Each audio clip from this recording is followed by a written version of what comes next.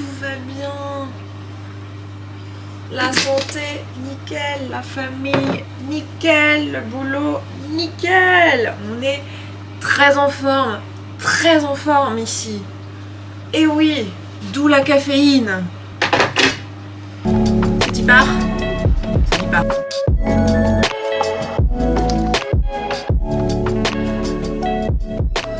Hello les amis, je suis super en forme.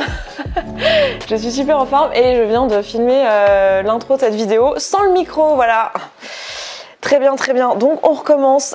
J'espère que vous allez bien. Comme vous pouvez le voir, moi ça va super. On est lundi matin, il est 8h du mat. Je viens de me mettre un petit timer parce que j'ai mon premier call de la journée à 10h.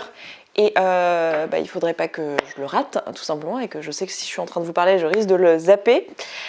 Alors, je suis en train de filmer le Tea Time qui aurait dû sortir hier soir. Vous savez que les Tea Time, j'aime bien les sortir le dimanche en fin d'après-midi pour que vous ayez un peu votre petit film du dimanche soir, voilà, 1h30, 2h. Parfait. Et en fait, hier j'étais malade. Et je vais vous dire la vérité. En fait, j'avais une putain de gueule de bois. Mais genre, la gueule de bois de l'espace, t'as la barre comme ça. Tu ne peux pas aligner deux mots, tu ne peux pas manger un bout de pain sans avoir envie de vomir. Et même regarder une série Netflix, c'est compliqué parce que c'est dur de connecter deux neurones. Voilà. On parle de ce type de gueule de bois là. À 17h, j'ai capitulé en me disant non Esther, tu ne vas pas filmer ton Tea Time aujourd'hui, arrête. Tu ne vas pas non plus le monter aujourd'hui et tu ne vas pas non plus le publier aujourd'hui. C'est pas grave, dis-leur que t'es malade et que tu n'es pas en état et tu le feras plus tard. Et je me suis dit ok, je vais sûrement le filmer donc fin de semaine prochaine et le mettre en ligne dimanche. Mais en fait, du coup, gueule de bois oblige, à 19h, je dormais, mais genre je dormais bien. Et à 4h ce matin, j'étais pumped up en mode et si on se faisait une petite séance de sport, et si on se faisait un petit make-up. Voilà, donc là je suis en forme en fait, je suis bien en forme, voilà, je suis repartie là, c'est bon. Et du coup, je me dis je vais le filmer maintenant et je pourrais vous le poster soit dans la semaine, soit dimanche comme prévu, je ne sais pas, je vais voir ce que me dit mon inspiration. Et là je vous entends au fond, pour certains me dire, et certaines me dire, mais Esther, enfin, il me semble que tu l'as dit plusieurs fois, tu n'es pas quelqu'un qui ne boit pas d'alcool. Eh bien si les gars, d'où la gueule de bois de l'espace. Mais là je sais pas ce qui m'a pris, 4 verres de vin, j'étais HS, j'ai vomi toutes mes tripes, tout va bien. À ne pas reproduire chez vous, hein. Clairement, moi je recommande pas la gueule de bois à 34 ans. Non, ça fait mal, franchement ça fait mal. J'aurais eu 10 ans de moins, bon j'aurais peut-être réussi à la faire ma vidéo, mais là clairement pas. Donc on se retrouve aujourd'hui pour ce Tea Time, c'est très bien. Pour celles et ceux qui ne connaissent pas les Tea Time, je vous le rappelle, ce sont des longues vidéos, mais ça je pense que vous l'avez vu en cliquant dessus, dans lesquelles je peux faire des digressions, mais ça c'est bon, là vous l'avez vu du coup. Et je fais pas de montage, ou très peu. Le but étant de pas essayer d'être efficace, mais vraiment de se poser, de répondre à vos questions sur une thématique de manière assez extensive. Voilà, je me sers un petit peu dans ces vidéos de mon expérience en tant que coach de vie, puisque c'est quand même mon métier dans la vie. Mais je vous réponds aussi en tant que Esther Taïfé, l'être humain avec ses projections, ses expériences, ses avis, ses valeurs, etc. J'essaye de bien vous dire quand je suis dans une posture ou quand je suis dans l'autre. Vous, ça vous permet d'avoir des longues vidéos sur un sujet. Si vous voulez me poser une question sur le sujet, eh bien vous avez un Google Doc dans la barre d'infos pour le prochain Tea Time. Ce qui m'amène à vous dire que le prochain Tea Time sera, donc je l'avais prévu, le 23 pour qu'il y ait 2 semaines entre les deux. Là, si je sors ça le 16 du coup, il y en aura un par semaine. Mais c'est pas très grave. On va s'en remettre en vrai, qu'il y ait 2 Tea Time à la suite. Donc je vais essayer à l'avenir d'en faire à peu près 2 par mois. Parce que c'est des vidéos qui prennent quand même du temps. Mais du coup, le prochain, j'ai décidé, donc celui qui sortira le 23 janvier. Voilà, sans gueule de bois a priori. Donc normalement, ce sera bien le 23 janvier, voilà. Ah, vous pouvez me charrier pendant un moment là-dessus, hein. Je pense que j'étais... voilà, on aurait dit une adolescente. Voilà, bah écoutez, on commence bien l'année, hein.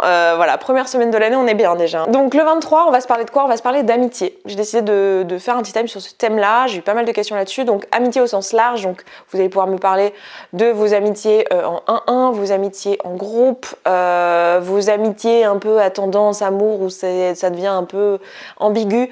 Enfin voilà, n'hésitez pas à me parler de vos amitiés. Ça peut être amitié aussi, les liens entre femmes qui sont un peu particuliers. Moi j'ai filmé récemment une vidéo là-dessus qui n'est pas encore sortie, mais voilà, peut-être qu'elle sera sortie d'ici le 23. Donc voilà, n'hésitez pas à vraiment poser vos questions. Comme d'habitude, respectez bien ça. Envoyez-le que dans le Google Doc qu'il y a dans la barre d'infos. M'envoyez pas vos questions à droite à gauche. Je n'y répondrai pas si c'est à droite à gauche. Et je dirais même que Iris va juste supprimer vos emails si vous envoyez des emails. Parce que sinon on devient taré, hein, complètement. Concrètement, c'est ça qui se passe en vrai. Surtout qu'en général, vous avez peur qu'on ne voit pas vos questions. Du coup, vous me les posez 15 fois sur tous les réseaux sociaux. Donc non. Donc merci de respecter ça. Jusqu'à maintenant, vous l'avez respecté sans aucun problème. Donc ça s'est plutôt bien passé. Voilà. Je crois que c'est tout pour cette intro. Prenez votre thé, votre café. Voilà, moi ce sera café. Voilà, j'ai commencé les tea time à une période de ma vie où je bois que du café, ce qui n'est pas du tout représentatif de ma vie en général. Ma vie en général, c'était plutôt du thé. Et là, je bois que du café. Donc, bah écoutez, on va faire avec. Hein. Bref, allons-y. Premier message me vient de Alima. Donc comme d'hab, je vais prendre au hasard. Pas que ceux qui sont au début, ceux qui sont à la fin, mais vraiment au hasard, plusieurs. Voilà, donc le premier c'est Alima qui me dit « Salut Esther, merci infiniment pour toutes tes vidéos que tu nous partages, cela aide énormément de personnes. » Eh bien, écoute, je t'en prie, de rien, ça me fait un grand plaisir. Comme je dis souvent, c'est quelque chose de très égoïste en réalité, puisque moi je kiffe faire ça et je prends énormément de plaisir à vous partager des choses.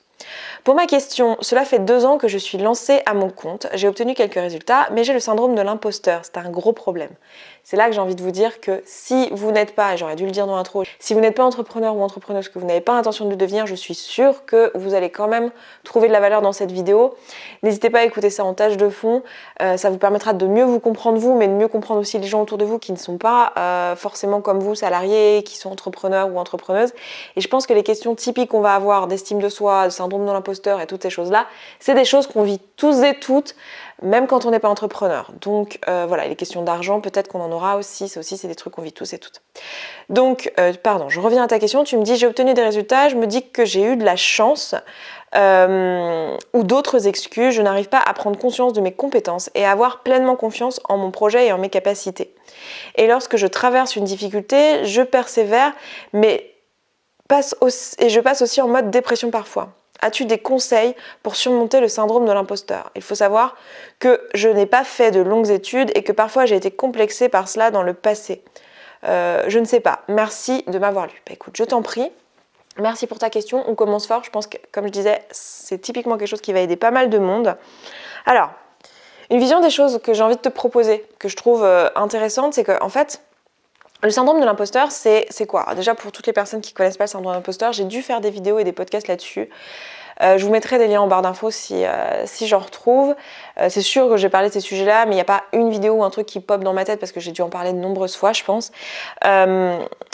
Le syndrome de l'imposteur, c'est quand tu penses que tout ce qui t'est arrivé, tout ce qui fait que tu as réussi, c'est pas dû à tes propres compétences ou à tes propres capacités ou à ton propre mérite, mais à tout un tas de circonstances extérieures. Donc tout un tas de chances, de bonnes opportunités, de personnes qui se sont mises sur ton chemin au bon moment, de chances familiales, sociales et tout ce que tu veux.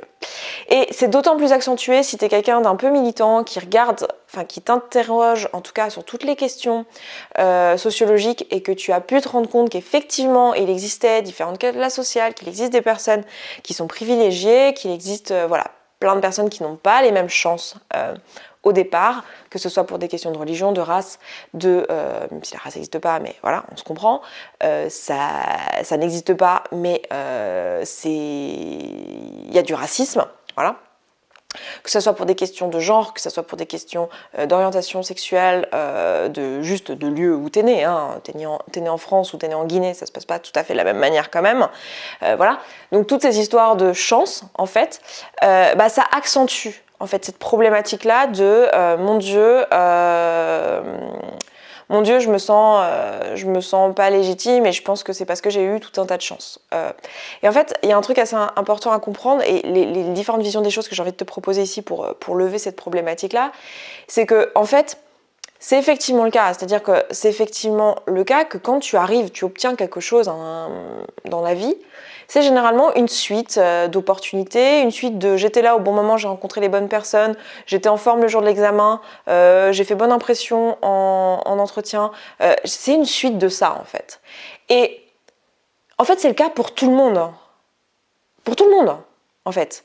C'est une suite de choses. Alors, tu peux mettre toutes les chances de ton côté, c'est-à-dire bien dormir pour être en forme et faire bonne impression le jour de l'entretien, bien travailler, bien réviser, bien dormir, bien manger pour être en forme le jour de l'examen, par exemple, quand il s'agit d'examen, d'entretien d'embauche et toutes ces choses-là.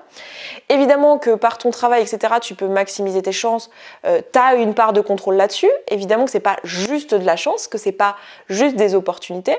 Mais en réalité, quand tu regardes l'ensemble, c'est un mélange de tout ça. Tout ce qui nous arrive de bien dans notre vie, tout ce qu'on réussit dans notre vie, c'est un mélange. Il faut avoir effectivement une part de chance. Et même quand tu as des discriminations sociales, je sais pas, quand tu es une femme, quand tu es de couleur de peau noire, quand, j'en sais rien, quand tout un tas de choses qui peuvent créer de la discrimination sociale, tu capitalises en fait sur tes chances dans les autres domaines. C'est-à-dire que tu capitalises sur les endroits où tu n'as pas un handicap social, entre guillemets. Là, je sais qu'il y a plein de gens, clairement, dans les Tea Time, je sais que je vais vous parler comme j'ai envie de vous parler, comme je parle dans la vie. Donc, voilà, prenez mon discours dans son ensemble. Je sais qu'il y a des gens qui vont s'arrêter sur des mots, sur « mais t'as dit ça comme ça, gna gna gna gna gna ». Évidemment, si j'étais dans un but où je me montais en vidéo et que j'essayais de faire passer un message précis, d'être attentive sur tout ce qui est langage, etc., je ferai attention. Là, je vous parle comme je vous parlerai dans la vie. Évidemment, mon objectif n'est absolument pas de discriminer qui que ce soit et je parle avec les mots que j'ai et avec là où j'en suis dans ma vie et je peux comprendre que il y a plein de choses que j'ai encore à apprendre dans ma façon de m'exprimer et donc s'il vous plaît faites un effort de votre côté d'essayer de comprendre l'ensemble du message. Je dis ça là maintenant parce que je sais que dans ce que je viens de vous parler, vu que j'ai employé le mot race, vu que j'ai employé discrimination, vu que j'ai employé ces mots là, il y a des personnes qui vont s'arrêter sur les mots et pas s'arrêter sur le discours global. Bref, mais ce que je veux dire c'est que oui, tu as eu de la chance très probablement sur certaines choses. Et tout ce que tu pointes du doigt et tout ce que ton cerveau te dit, là, il y a eu de la chance, là. Oui, c'est possible. Mais en fait, ça change rien. Ça change rien au fait que tu es légitime à être là où tu es. En fait, c'est le cas de tout le monde. On n'a pas tous les mêmes chances, mais on capitalise tous et toutes sur des chances, sur certaines de ces chances-là. Et ce n'est pas que ça, en fait. Tu ne peux pas non plus ignorer que ça ne peut pas se faire qu'à la chance. C'est-à-dire qu'il n'y a personne, même l'homme blanc, cis, président de la République, ce n'est pas que de la chance. Il y a énormément, on est bien d'accord qu'il est parti avec un background qui fait qu'il a beaucoup plus de chances d'arriver à ce poste-là que quelqu'un d'autre, mais ce n'est pas que ça. Et donc ça, déjà, j'ai envie de te proposer de remarquer cette part-là, en fait. Cette part ça peut pas être que ça, en fait. Ça n'est pas que ça. Pour personne, ça n'est que de la chance, même s'il y a cette part-là. Et de la reconnaître, cette part-là, et d'être au clair avec ça. Ensuite, tu dis que tu n'as pas de diplôme, que tu n'as pas tout ça, et que ça a l'air de te complexer. En fait, il y a un truc qu'il faut comprendre aussi, c'est que c'est pas important, dans la mesure où ce qui est important, c'est finalement ce que tu fais là aujourd'hui. Le fait est que ta boîte, elle existe depuis 2 ans et qu'elle marche. Le quoi ou qu'est-ce, diplôme, machin chose, on s'en fout en fait. Le fait est que ça marche, que ce que tu fais d'une manière ou d'une autre fonctionne. Donc, j'ai envie de te dire que t'es pas les diplômes, que t'es pas machin, enfin, t'as forcément acquis les compétences en faisant les choses. Et c'est vraiment un truc important à comprendre, c'est que dans la pratique, en fait, c'est très peu important finalement. Alors oui, il y a des cadres dans lesquels le diplôme est important parce que tu vas apprendre des choses qui vont être nécessaires à ton métier. Typiquement, je pense au métier de coach où ça va être important d'apprendre la posture de coach. Le métier de médecin, c'est important chirurgien, ça s'improvise pas, tu vois. C'est important de connaître comment fonctionne le corps humain. Il y a plein de métiers où les études en elles-mêmes sont nécessaires pour l'apprentissage du métier, mais il y a plein de métiers où c'est pas le cas, où c'est sur le terrain que tu apprends ou que même le diplôme, c'est en fait du terrain. Voilà, donc tu peux avoir plein de façons. Enfin, je veux dire, et il y a un truc qui est important, c'est que dans la légitimité, en fait, c'est pas un truc que toi tu t'accordes. C'est pas un truc que toi tu décides de te donner. C'est hyper important de comprendre ça, c'est qu'en fait, beaucoup de gens ont le syndrome de l'importance. Le lapsus, c'est génial.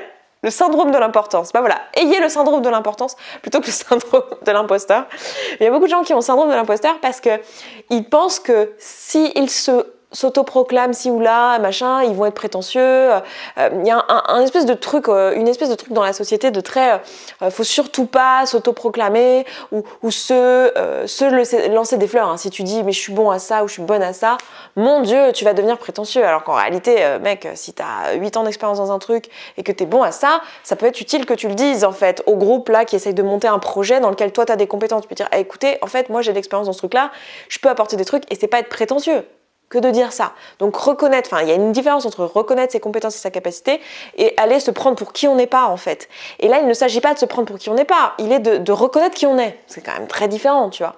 Et donc la légitimité, c'est pas un truc que tu peux te donner toi-même, c'est juste un truc que les autres te donnent et que tes résultats te donnent. C'est-à-dire que c'est pas toi qui viens te dire « Mon Dieu, je suis génial, je fais ci, je fais ça ». C'est plutôt, tes résultats parlent d'eux-mêmes. Je veux dire, ton entreprise, elle existe depuis 2 ans et elle fonctionne. Bon sang, il n'y a pas d'histoire de légitimité à avoir. La légitimité, elle t'est donnée de l'extérieur, par tes résultats en fait. Et ça, c'est un truc souvent, on me dit, j'ai parfois ça avec les personnes avec qui je travaille, parce que moi, dans l'équipe, je fonctionne vachement comme ça, à m'assurer que les personnes sont à la bonne place, à faire de mon mieux en tout cas pour que les personnes soient à la bonne place dans la boîte. Et dans SSB, tu peux monter en compétence, tu peux changer de poste, tu peux, genre si du jour au lendemain, tu es intéressé par le pôle marketing ou le pôle vente, tu as envie de te former à ça, tu peux y aller, tu n'as pas besoin d'avoir de diplôme de vente ou de marketing ou de je ne sais quoi, tu peux aller à ce pôle-là, parce que moi, ce qui m'intéresse, c'est que tu sois inspiré par ça et que tu as envie d'apprendre. Et souvent, les personnes sont là, mais ouais, mais je suis pas légitime, etc. Mais si moi je te dis que j'ai envie de t'essayer à ça ou que tu as des résultats dans ce domaine-là, c'est ça qui fait que tu es légitime en fait. C'est les résultats que tu obtiens, finalement, même un entretien d'embauche, je dis souvent ça aux personnes qui ont peur à un entretien d'embauche ou qui ont peur de postuler un poste et qui disent je n'ai pas envie de postuler, je me sens pas légitime à postuler. Je fais mais mec ou meuf, c'est pas toi qui décide en fait. C'est la personne qui te recrute, c'est son taf de décider si t'es légitime ou pas à ce poste en fait, au final. C'est pas à toi en fait. Donc c'est un truc hyper intéressant et une vision des choses que j'ai envie de te proposer, c'est que c'est une question, c'est l'extérieur finalement qui va décider par le temps en fait si ce que tu fais, t'es à la bonne place, etc. Et t'en fais pas que si t'es nul à un truc, tu vas pas obtenir de résultats dans ce truc et c'est tout quoi. C'est aussi simple que ça, il faut pas que tu aies peur de ça. Tu seras nul à des trucs et tu seras bonne à des trucs et il y a des trucs dans lesquels tu seras légitime puis dans d'autres où tu seras pas légitime. Il y a des trucs où il va te manquer des compétences et tu seras pas légitime et en pratique, on ne te donnera pas de crédit là-dessus et tu n'arriveras pas à avancer dans ce domaine et sans gagner les compétences quoi. Et c'est pas grave. Et je veux dire, le but n'est pas de prétendre être quelqu'un que t'es pas, juste sois la personne que t'es maintenant. Genre si te manque des compétences dans un domaine et que c'est important pour toi de les acquérir parce que tu as envie de faire ce truc-là, gagne-les ces compétences. Enfin, je veux dire, il n'est pas question d'être quelqu'un que t'es pas en fait. Vous voyez ce que je veux dire? Ensuite, j'ai Cynthia qui me dit bonjour Esther, encore et toujours merci pour ton implication sans faille. Écoute, je t'en prie, petite faille quand même, puisque je n'ai pas respecté mon engagement de poster cette vidéo le 10, mais voilà, merci quand même. Je m'interroge sur le côté financier de l'auto-entrepreneuriat, n'y connaissant pas grand-chose, je l'avoue. Je suppose que le budget est un des piliers les plus importants, donc les plus stressants dans le sujet de l'entrepreneuriat. Ma question serait la suivante. Au début du projet, doit-on nécessairement avoir un apport financier élevé ou existe-t-il un moyen de débuter avec pas grand-chose en termes financiers? Merci et bonne vidéo à toi Cynthia. Merci, en plus je te lis au début donc... Merci Cynthia. Alors, très bonne question, la question de la finance. Je pense que c'est un sujet qui va sûrement revenir plusieurs fois. Enfin, on va voir, ça dépend si je tombe sur les questions où la question se pose, parce que c'est souvent une question qu'on me pose en privé quand on me parle d'entrepreneuriat. Alors, j'ai eu l'impression qu'il y avait quelqu'un dans mon salon. Ce n'est pas possible. Je suis toute seule dans cet appartement, normalement. La question de l'argent.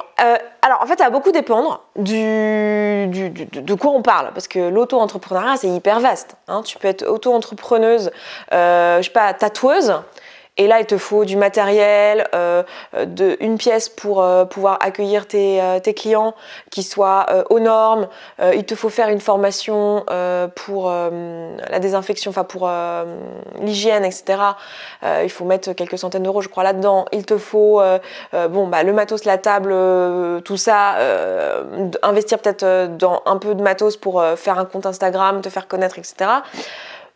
C'est pas du tout la même chose que si tu te lances dans une activité par exemple d'infopreneuriat où là tu vas créer des formations en ligne et que ton budget ça va être plutôt créer un site web, avoir un hébergement, la capacité de recevoir des paiements en ligne et un peu de com, enfin tu vois c'est pas du tout la même chose en fait. Donc je peux pas répondre de manière générale à cette question-là, en fait. Par contre, je peux te donner des conseils pour avoir la réponse à cette question-là et déjà t'enlever la croyance que c'est nécessairement quelque chose qui demande beaucoup d'argent. En fait, il y a beaucoup de cas où ça ne demande pas beaucoup d'argent et je me souviens que j'avais vu, il y a quelques youtubeurs, entrepreneurs et tout que je suis sur internet et je me souviens d'un entrepreneur que j'avais regardé qui fait des vidéos. Alors, c'est pas un truc qui m'intéresse particulièrement, mais j'étais tombée sur une vidéo de lui où il disait comment lancer un restaurant avec 10 000 euros. Avec 5 000 euros, pardon. Avec 5 000 euros. Et c'est pas beaucoup d'argent en fait pour lancer un restaurant. Et donc, moi j'avais pas regardé, je sais plus les détails et j'ai pas l'expertise. Donc si ça vous intéresse, tapez lancer un restaurant avec 5 000 euros, je suis sûre que vous tomberez sur sa vidéo. Mais c'était intéressant de voir qu'en fait, il y a beaucoup de croyances sur mon Dieu, il me faut un énorme budget. Et une part de ça, c'est mon Dieu, il me faut avoir plein de formations, avoir tout fait, tout lu, tout connu, tout machin. Alors qu'en fait, ça, c'est surtout pour calmer son ego et calmer sa peur de sa non-légitimité, sa peur de l'échec. Mais si tu lèves ton problème d'ego, ta peur de l'échec, que tu es OK de te planter, que tu es OK d'apprendre sur le tas, que tu es OK que ça soit inconfortable émotionnellement, que tu es OK qu'il y ait des gens qui te disent oh, mais quand même, tu fais ça, mais tu te prends pour gna gna gna. Si tu balayes tout ça, pragmatiquement, il n'y a pas besoin de beaucoup d'argent en fait, pour lancer dans pas mal d'activités. Il y a beaucoup d'activités où il n'y a vraiment pas besoin de grand chose. Quand je dis pas grand chose, c'est quelques dizaines d'euros, quelques centaines d'euros pour énormément d'activités. Donc voilà, le conseil que je donnerais à quelqu'un qui veut se lancer, c'est de savoir, de budgétiser en fait, de se poser la question de réellement de quoi il a besoin, d'enlever toutes les croyances. Putain, j'ai encore ce canapé qui frotte sur ce mur. Ça me rend taré parce que quand je bouge ça frotte. Donc de s'enlever toutes les croyances qu'il faut beaucoup d'argent et de vraiment budgétiser quelles sont les choses qui sont vraiment nécessaires. Un site web, je sais pas, du matériel. Et encore, même dans le matériel, pourquoi est-ce que j'ai besoin d'avoir une machine neuve pour tatouer ou pourquoi j'aurais besoin d'avoir le meilleur appareil photo? Genre, je crois quoi? J'ai peur que mes photos soient pas assez bien, que les gens me disent ah t'es nul. Voilà, attention de s'assurer qu'on se coach là-dessus, qu'on s'auto-coach, sur nos pensées, sur ça et qu'on bosse sur notre légitimité et tout ça avant. Et qu'on se demande vraiment pragmatiquement de quoi j'ai besoin et qu'on soit OK avec nos raisons en fait. Et ensuite de se lancer dans le mettre de côté l'argent qu'il faut pour ça. Donc ça peut vouloir dire pour beaucoup de personnes en fait, pour beaucoup d'activités, moi mon conseil c'est de se lancer en même temps que tu as une autre activité professionnelle en fait. De pas tout lâcher et se lancer. Moi ça je l'ai fait 2 fois, enfin je vous ai déjà parlé de mon parcours, pareil je vous mettrai des vidéos en barre d'infos sur mon parcours, il faut que je me note en fait quand je le fais parce que sinon je vais oublier vu que au montage je regarde pas tout. Donc j'ai dit tout à l'heure vidéo syndrome d'imposteur et mon parcours à moi, mon parcours, mes échecs. Mon parcours, échec. Alors je crois pas avoir fait encore une vidéo sur mes échecs, j'ai prévu de la faire mais je l'ai pas encore fait, mais je me suis lancée 2 fois et 2 fois je me suis plantée, la 3e fois j'ai réussi, mais la différence c'est que la 3e fois je me suis lancée en gardant une autre activité et j'avais un vrai plan et j'avais un budget, j'avais un business model, je savais exactement dans quelle direction j'allais, même si je savais pas trop comment, mais j'avais un peu plus de notions, justement que j'avais appris avec mes 2 précédents échecs. Donc moi mon conseil ça sera souvent de planifier un petit peu le budget dont tu vas avoir besoin, d'avoir un business model, de pas juste être dans la dépense. De planifier aussi comment tu vas rentrer de l'argent, parce que planifier comment tu vas le dépenser, ça c'est facile. Te dire bah oui, il me faut un photographe, il me faut un site web, il me faut un dépôt de marque, tout le bordel. Et il y a plein de trucs qui sont pas nécessaires en fait au début. T'as pas besoin d'un photographe, t'as pas besoin d'un dépôt de marque, t'as pas besoin d'un nom de domaine. Genre meuf, tu peux te lancer sans tout ça. Alors c'est bien de réfléchir à ton nom de ton entreprise, au nom de ton avoir un logo, tout ça, c'est cool, c'est chouette, mais tout ça la plupart du temps, ça sert à rien en fait. C'est pas ça, ça nourrit l'ego en fait. Le plus important c'est vraiment de te poser la question de l'activité et comment tu vas rentrer de l'argent. C'est ça qui va être le plus important.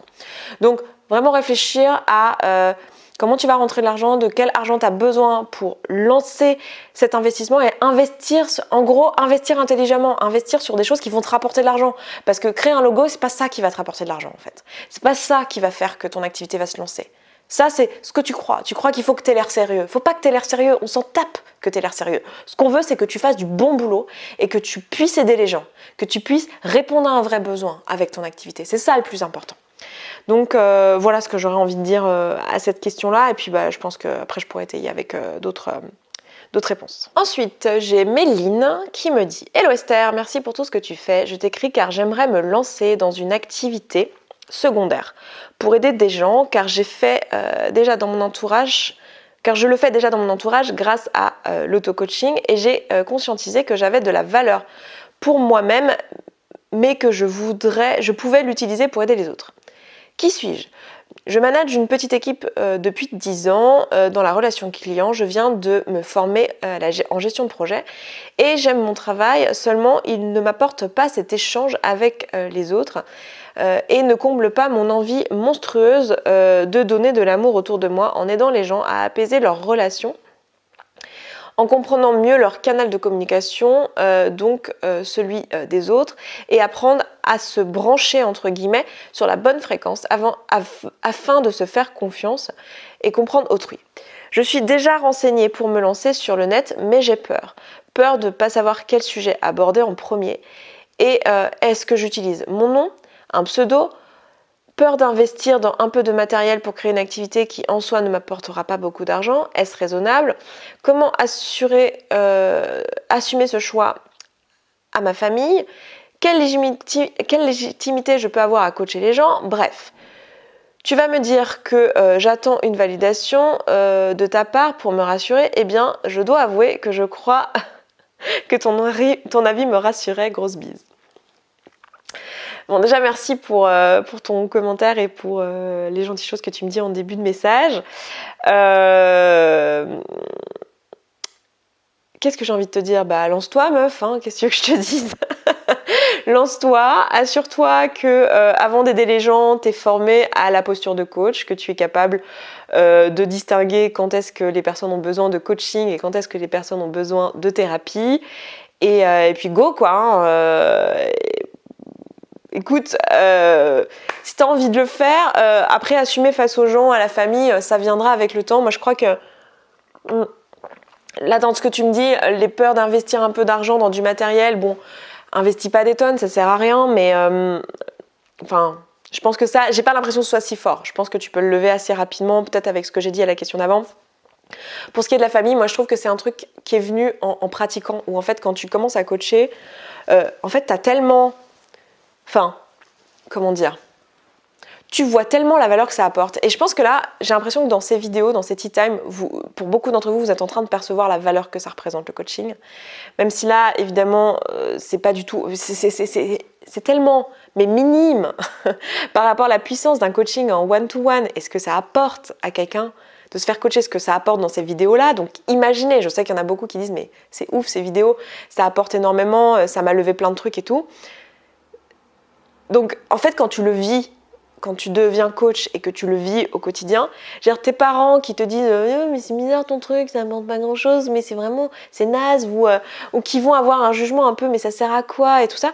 En fait, tu pourras plus y croire une seule seconde à ces trucs-là. Parce qu'en fait, tu as tellement au quotidien, tu vois tellement la puissance, tu vois les gens se transformer grâce au coaching, tu vois les gens transformer leur vie, ne plus jamais être la même personne, grandir d'une manière, ça a une valeur, mais moi c'est pour ça que, si tu veux, pour moi, le coaching, ça a une valeur inestimable en termes d'argent même. Que si tu veux, tes parents qui vont juger et tout, et qui vont pas comprendre, il y aura un moment où quand tu vas bosser avec des clients, des coachés, ça n'aura plus d'importance en fait. Voilà ce que j'ai envie de te proposer. Je pense que dans l'ensemble, là, ça a l'air d'aller et je te fais confiance pour pouvoir te lancer. Mais bref, tu peux y aller quoi. Lance-toi, et pour les vidéos, quel sujet choisir. En fait, fais-toi un petit brainstorm. Tu me dis, c'est ça, hein, tu me parles de vidéo ou pas ? Est-ce que tu peux prendre un pseudo ? Mais on s'en fout ça, tu pourras le changer en plus. Fais le truc qui te parle le plus maintenant. Ouais, tu me disais, je sais plus, est-ce que c'est raisonnable ? On s'en fout, ça c'est pareil, c'est pas Là, c'est Esther qui te parle, c'est pas la coach. T'as compris, parce qu'en posture de coach, je vais te faire réfléchir à toi et tes challenges, etc. Et qu'est-ce qui te fait peur et tout ça. Là c'est moi qui te parle. Et j'ai envie de te dire, mais meuf, vas-y, lance-toi. De toute façon, j'ai l'impression que c'est de ça dont tu as besoin. Ton pseudo, ton nom, on s'en fout. Quel sujet aborder, que ce soit en vidéo, en écrit, en podcast, en Instagram, on s'en fout.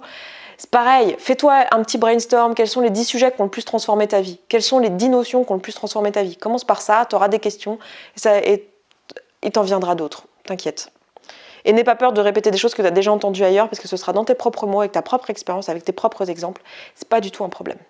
Alors, ensuite, j'ai Marie qui me dit « Bonjour Esther, déjà merci pour ce type de vidéo. C'est rare et tellement enrichissant. » Écoute, je t'en prie. Tu me dis « Je vais essayer de la faire courte. » C'est gentil. Merci pour la constitution, c'est vrai que j'apprécie. Mais après, je comprends. Des fois, vous avez besoin de m'expliquer le contexte. Alors, il y a 3 ans, j'ai obtenu mon titre de psychologue social à la fin de mon master.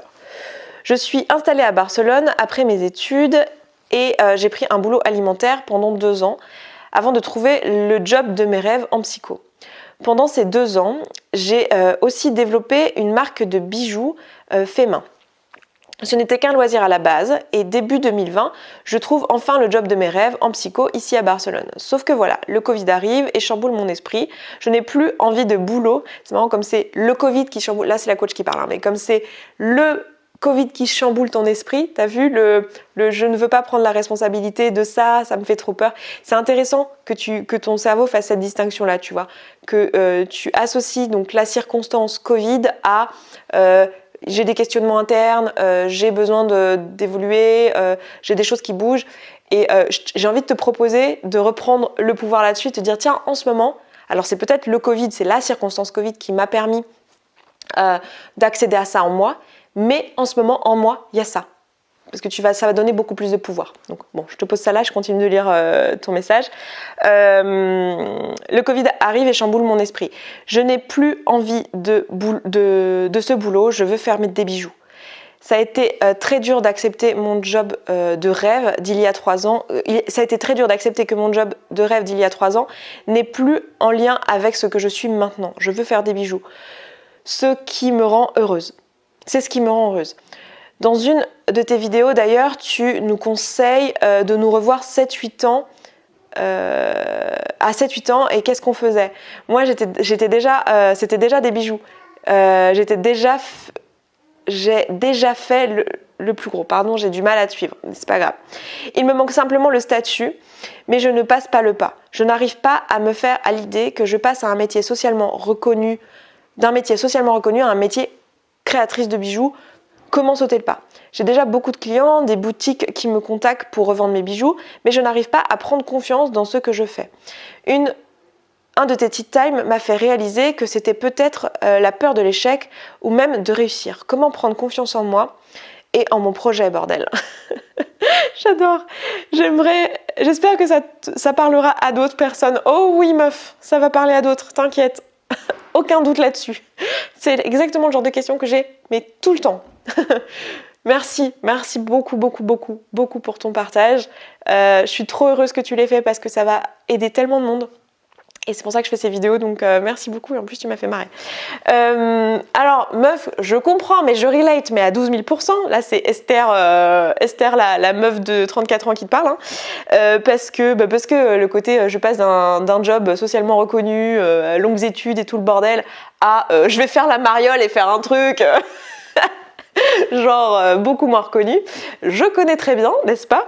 Et t'es pas la seule. Enfin, il y a vraiment ce truc de faire des métiers intellectuels. En fait, c'est très compliqué de passer de je fais un métier intellectuel à je fais un métier manuel. J'en ai encore parlé avec quelqu'un récemment là qui est couturière et donc qui est couturière. Voilà, qui est vraiment, c'est son métier et qui a dû se battre pour faire ce métier qui est manuel, etc. Alors que elle est, elle réussissait très bien à l'école, etc. Et pareil, ma meilleure amie que vous connaissez, Marie, qui s'appelle comme toi, du coup, qui est tatoueuse. Alors que pareil, c'est quelqu'un, je veux dire, elle a été major de sa promo toute sa vie. C'est une élève brillante et tout le monde lui présageait dans sa famille. Je veux dire, elle vient d'une famille où il y a des médecins et tout ça. Tout le monde lui présageait un avenir. Et donc je comprends mais tellement Et donc déjà je relate, je sais pas si ça t'aide, si ça peut faire du bien, et je pense que vous pouvez toutes et tous lui dire en commentaire que vous relate à ce que dit Marie, parce que je sais pas, ça fait du bien déjà de savoir que voilà, on peut se relier les uns aux autres. Et en fait je pense que c'est beaucoup dû au fait que la société a évolué d'une telle sorte qu'en fait aujourd'hui c'est les métiers intellectuels qui sont valorisés. Alors j'ai l'impression que c'est en train de changer justement grâce à notre génération et à nous, les efforts qu'on est en train de faire. Donc toi, moi, Marie, toute notre génération où nous on prend cher là socialement en faisant ce genre de choses. Mais moi ça m'aide beaucoup, je sais pas si toi ça peut t'inspirer, mais moi ça m'inspire beaucoup de me dire que je le fais aussi beaucoup. Alors je pense aux petites filles, moi, je pense aux femmes et aux futures femmes. J'aime bien me dire que je le fais pour être un rôle modèle pour les femmes, pour montrer aux femmes qui arrivent derrière moi qu'elles peuvent le faire. Alors je pense essentiellement aux femmes sur ce sujet-là. Clairement, c'est aussi autant les autres genres que les femmes. Mais j'aime bien me dire qu'en particulier les petites filles, leur donner le droit et leur donner des modèles de ce qui est possible en termes de réussite, en termes de définition de la réussite, de montrer qu'on peut faire très différemment de ce qui est socialement admis. Désolée, je change de position parce que je finis par avoir mal. Si ma chiropracteuse voyait comment je m'assois, parce qu'elle m'a interdit de m'asseoir comme ça, mais visiblement je m'assois tout le temps comme ça et c'est pour ça que j'ai des problèmes de dos. Bref, je divague. Mais voilà, donc je sais pas si ça peut t'aider déjà, de te dire que quand tu vas te lancer, tu vas être un modèle pour plein de meufs et plein de futures petites filles qui verront des femmes comme toi s'épanouir et faire ça et s'éclater et tout. Et déjà, je sais pas si toi ça peut t'aider. Après, ça dépend. Si t'as les mêmes valeurs que moi, si pour toi la valeur contribution est très importante, ça va t'aider. Sinon, pas du tout. Qu'est-ce que je peux te dire ici pour t'aider en tant que coach? Écoute, je vais relire un peu tes questions. Donc, comment sauter le pas? Je pense que tu sais déjà. Un peu, je vais te répéter quelque chose que tu as déjà entendu, mais tu sais déjà qu'en fait, là, tu as peur. Là, en fait, ça peut être intéressant pour toi de te demander, ok, c'est quoi la peur que je ressens? D'aller t'autoriser déjà à ressentir cette émotion. Donc, c'est quoi cette peur? C'est de la peur de l'échec? C'est de la peur de la réussite? Peut-être un peu des deux? Est-ce qu'il y a des questions de légitimité? J'ai l'impression que dans ton texte et tout, tu m'expliques, dans ce que tu me dis, ça a l'air d'être moins ça que ça pourrait l'être pour d'autres personnes qui sont dans la même situation parce que tu as déjà des entreprises et tout, enfin des boutiques qui veulent revendre tes bijoux, etc. Tu fais ça depuis quelques années. T'as pas commencé en essayant d'en faire une activité et visiblement, si tu le bascules sur une activité, c'est parce que actuellement, c'en est une qui peut te permettre de vivre, etc., ou c'en est pas loin, j'imagine, si tu l'envisages comme tel. Donc, j'ai pas l'impression que ce soit trop ces peurs-là, mais identifie bien tes peurs. Autorise-toi à vivre cette peur-là, à aller jusqu'au bout de vivre cette peur-là. Qu'est-ce que ça veut dire vivre cette peur-là? Ça veut dire te poser la question, ok, j'ai peur de quoi? Quelles sont les pensées qui m'amènent à avoir cette peur-là? Et les laisser être dans ton corps. Penser à ces pensées de manière intentionnelle, c'est-à-dire prendre un temps vraiment où tu vas peut-être prendre un carnet ou le faire sous forme de méditation, mais accueillir en fait les pensées qui créent la peur, les pensées paniques en fait. Et les accueillir, les ressentir dans ton corps, aller jusqu'au bout. Pourquoi faire ça? Déjà, ça va te permettre de reconnaître, de donner de la légitimité à cette peur-là, plutôt que de la balayer. Et souvent, on se culpabilise d'avoir des peurs et tout, et on ne se donne pas légitimité à nos émotions. Donc, c'est hyper important de passer par cette phase de toutes tes émotions sont légitimes et d'accueillir cette émotion-là. De la peur, de la frustration, j'imagine qu'il y en a d'autres, je ne sais pas ce que tu vas ressentir exactement, mais d'aller les légitimer. Une fois que tu as fait ça, ça va te permettre de reconnaître quels sont les besoins qui ne sont pas comblés. Grâce à ces peurs-là, tu vas avoir toutes les pensées qui amènent cette émotion-là. Tu sais bien que tes émotions proviennent de tes pensées. Donc là, tu vas avoir noté des pensées. C'est ça que tu vas noter sur ton carnet. C'est des choses que tu penses, des choses qui te viennent dans la tête. Tu vas pouvoir identifier quels sont les besoins qui ne sont pas remplis ou les besoins qui pourraient ne pas être remplis. Une peur, en général, elle est juste là. C'est pour ton bien, en fait. C'est juste ton ego, ton cerveau, la partie de toi qui est là pour te maintenir en vie, pour te garder en vie en fait, qui va te dire attention, attention, attention, warning, warning, warning, il peut se passer un truc. Et il va falloir identifier c'est quoi le truc. Ça peut être un problème, une émotion qui est là pour te dire, une pensée qui va être là pour te dire ta santé ou ta sécurité. Enfin voilà, il faut que tu identifies les besoins. Tu connais la pyramide de Maslow, hein, les besoins, donc sécurité, besoin de connexion, d'amour, de reconnaissance sociale, besoin pas juste d'amour et de connexion, mais d'avoir de la valeur socialement, donc d'avoir de l'estime des autres et vraiment une place qui t'est propre. Et ensuite, besoin d'être épanoui, d'être bien dans ta vie et d'être en accord avec tes valeurs et d'avoir du bonheur. Et j'ai pas dit le tout premier, mais le tout premier, c'est les besoins vitaux. Donc ça va être à toi d'aller identifier. Et il est fort possible que dans tout ça, en fait, ton cerveau, il est juste en train de te dire, meuf, si tu te lances là-dedans, là tu me parles de passer d'une vie sociale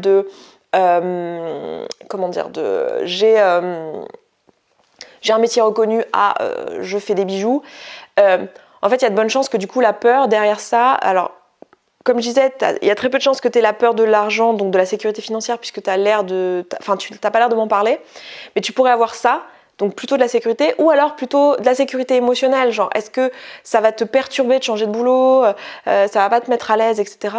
Ou est-ce que c'est le besoin du dessus, c'est-à-dire la connexion avec les autres et le fait d'être reconnu, ou alors le besoin d'encore au-dessus, être reconnu socialement. À vrai dire, toutes tes peurs, peur de l'échec, peur de mauvaise estime des autres, peur de non-légitimité, peur de réussite, tout ça en fait ça correspond à différents besoins dans la pyramide de Maslow. Donc ce sera à toi d'identifier en fait quel est le besoin ici. Très probablement un truc autour de l'estime des autres et de la connexion aux autres. Et demande-toi du coup, rassure ton cerveau et dis ok en fait quand tu vas faire ça tu vas pas perdre. Enfin c'est juste ton cerveau qui te dit attention. La peur, c'est juste ça. Ton cerveau qui te dit attention, si tu fais ça, tu risques de plus remplir ces besoins-là qui sont actuellement remplis. Donc, il faut que tu lui proposes en fait comment tu vas remplir ces besoins-là. Les besoins que d'habitude tu remplissais avec le fait d'être psychologue et avec le fait d'avoir ce statut social-là. Comment tu vas remplir ce besoin-là, ce besoin de statut social, ce besoin d'estime des autres? Comment tu vas le remplir à partir de maintenant en changeant de métier? Comment tu vas le faire en fait? Donc il faut vraiment que tu te demandes, ok, est-ce que ça va être typiquement en ayant un groupe social de gens qui font aussi ce métier-là, une reconnaissance dans ce groupe-là en fait, de bosser. Enfin moi c'est beaucoup passé par ça. J'ai eu énormément besoin d'avoir d'autres entrepreneurs autour de moi, d'être dans des masterminds d'entrepreneurs, d'être avec des gens qui faisaient le même métier que moi, d'autres coachs, etc. Parce que ça me permettait en fait de connecter avec ces gens-là et d'avoir une certaine légitimité et de me reconnaître dans ce truc-là. Et de me sentir connectée avec d'autres gens en fait et estimée par d'autres gens, ça remplissait ce besoin là, donc peut-être que c'est ça ton besoin. Qu'est-ce que je peux te donner d'autre comme stratégie? En fait en réalité là, si tu ne trouves pas toute seule avec les questions que je pose, je te conseillerais de te faire coacher là-dessus parce que je pense que tu peux vraiment avec une séance de coaching avancer là-dessus. On fait ça dans la communauté, je le rappelle pour celles et ceux qui sont dans la communauté, vous pouvez prendre des séances de manière ponctuelle. Qu'est-ce que je pourrais te dire ici? Comment sauter le pas? Ouais. Aussi, un truc que je peux te dire qui peut t'aider, c'est que en fait, quoi qu'il arrive, la peur, c'est juste un signal. Ça ne doit pas être un truc bloquant. La peur, c'est juste un signal qu'un besoin pourrait ne pas être rempli. À partir du moment où tu comprends que ce besoin pourrait ne pas être rempli, que ton cerveau, il a peur et il te raconte « Oui, on va finir tout seul, sous les ponts, sans argent. » Voilà. Une fois que tu as compris que ton cerveau il te dit ça parce que c'est son job en fait de te dire ça pour te maintenir en vie et te prévenir qu'il y a des besoins qui risqueraient de pas être remplis et que c'est pas genre la réalité, genre ton cerveau il te dit 12 conneries à la minute, hein. Tout ce que te raconte ton cerveau n'est pas la réalité. Parce que dans une même journée, il va te dire « Ouais, on est génial !» et il va te dire « Oh, on est une grosse merde !» Il va te dire les deux. Donc, tu es bien conscient que ton cerveau ne te dit pas la réalité. Il te donne des signaux, il t'envoie des trucs tout le temps. Donc, ne pas confondre ses pensées avec la réalité. Hyper important. Et du coup, ton cerveau qui te dit « Mon Dieu, on va mourir sous un pont, tout seul, sans argent, du Covid-19, tu vois ?» C'est des conneries, en fait. Donc, c'est juste un signal. Et donc, tu peux faire les choses en ayant peur, en ayant le signal. Donc, n'attends pas le jour où il n'y aura pas de peur. Ça n'arrivera pas, en fait. Ton cerveau, il continuera à faire ce que font de mieux les cerveaux. Les cerveaux, ils créent des émotions de merde pour te prévenir qu'il y a des trucs qui vont potentiellement pas aller. Voilà. Il va toujours te dire quel est le pire des scénarios possibles. Et c'est pour ton bien, en fait. C'est plutôt une bonne chose. C'est-à-dire que ton cerveau marche bien. Hein. Concrètement, on est content que ça fonctionne comme ça. Hein, parce que si tu n'avais pas ça, ça serait un peu embêtant. Tu pourrais ne pas te rendre compte des dangers. Et voilà. Comme je compare souvent ça à la douleur physique, en disant que la douleur physique est juste là pour te donner un signal, ça ne veut pas dire qu'il y a une maladie. Parfois, c'est juste pour te dire attention, il s'est passé un truc, mais si tu as soigné la plaie, la douleur ne va pas s'en aller tout de suite. C'est juste pour te dire, bah voilà, là, il y a une plaie qui n'est pas encore faite. Et peut-être que tu as fait ce qu'il fallait. Mais c'est ok qu'il y ait encore la plaie. Et ça serait chiant qu'il n'y ait pas la douleur. Parce que si tu n'as pas de douleur, les gens qui ont cette maladie, justement, où ils n'ont pas de douleur, c'est emmerdant, quoi. Ils se font des plaies, ils se font des fractures sans même s'en rendre compte. Donc c'est un peu emmerdant. Donc t'as pas envie que ça ne t'arrive pas. Donc c'est bien que tu aies des émotions désagréables. C'est pas un problème, mais c'est juste qu'il faut pas que tu t'empêches de vivre à cause d'émotions désagréables, sinon tu feras rien, quoi. Et la peur, ça en fait partie. Prends le signal et puis passe à l'étape d'après. Alors ensuite j'ai une personne qui veut rester anonyme, qui me dit « Bonjour Esther, bonjour à toutes, je suis travailleuse indépendante, j'ai plusieurs activités, j'ai créé ma marque de bijoux et de déco, je mets en place des actions pour la développer, ça fonctionne à hauteur de l'énergie que j'y mets. J'en suis très contente. Je pourrais faire plus et être plus présente sur les réseaux, mais je n'ai pas envie. Mon but n'est pas de vendre plus, mais de rencontrer mes acheteurs privilégiés. Je rentre dans mes frais, je fais une petite marge, je donne des formations, je n'ai pas peur d'envoyer spontanément mon CV, de contacter directement des personnes susceptibles d'être intéressées par mes services, et ça marche plutôt bien. Mon activité principale, celle qui me tient le plus à cœur, c'est celle que je néglige. Je suis comédienne. Je travaille régulièrement, ce n'est pas le problème. Le problème est que je n'arrive pas à faire de cette activité tout ce que j'arrive à faire. Je n'arrive pas à faire pour cette activité tout ce que j'arrive à faire pour les autres activités. Parce que, à l'idéal, je ferais que ça. Et je sais que ce serait possible, mais j'ai peur. Comment passe-t-on au-delà de cette peur paralysante d'être rejeté? Pourquoi dans mes autres activités, je n'ai pas peur? Et là, je réponds moi-même à ma question. En tant que comédienne, c'est moi que je vends. Mais ça me bloque. Mais ça ne me débloque pas. D'avance, merci à toi et déjà merci pour toutes tes vidéos. Je viens de la chaîne consacrée à la perte de poids. Bise à toutes. Alors, pareil, je remettrai la chaîne à la baise. Non, c'est pas une chaîne de baise. Pas encore, on ne fait pas encore ça ici.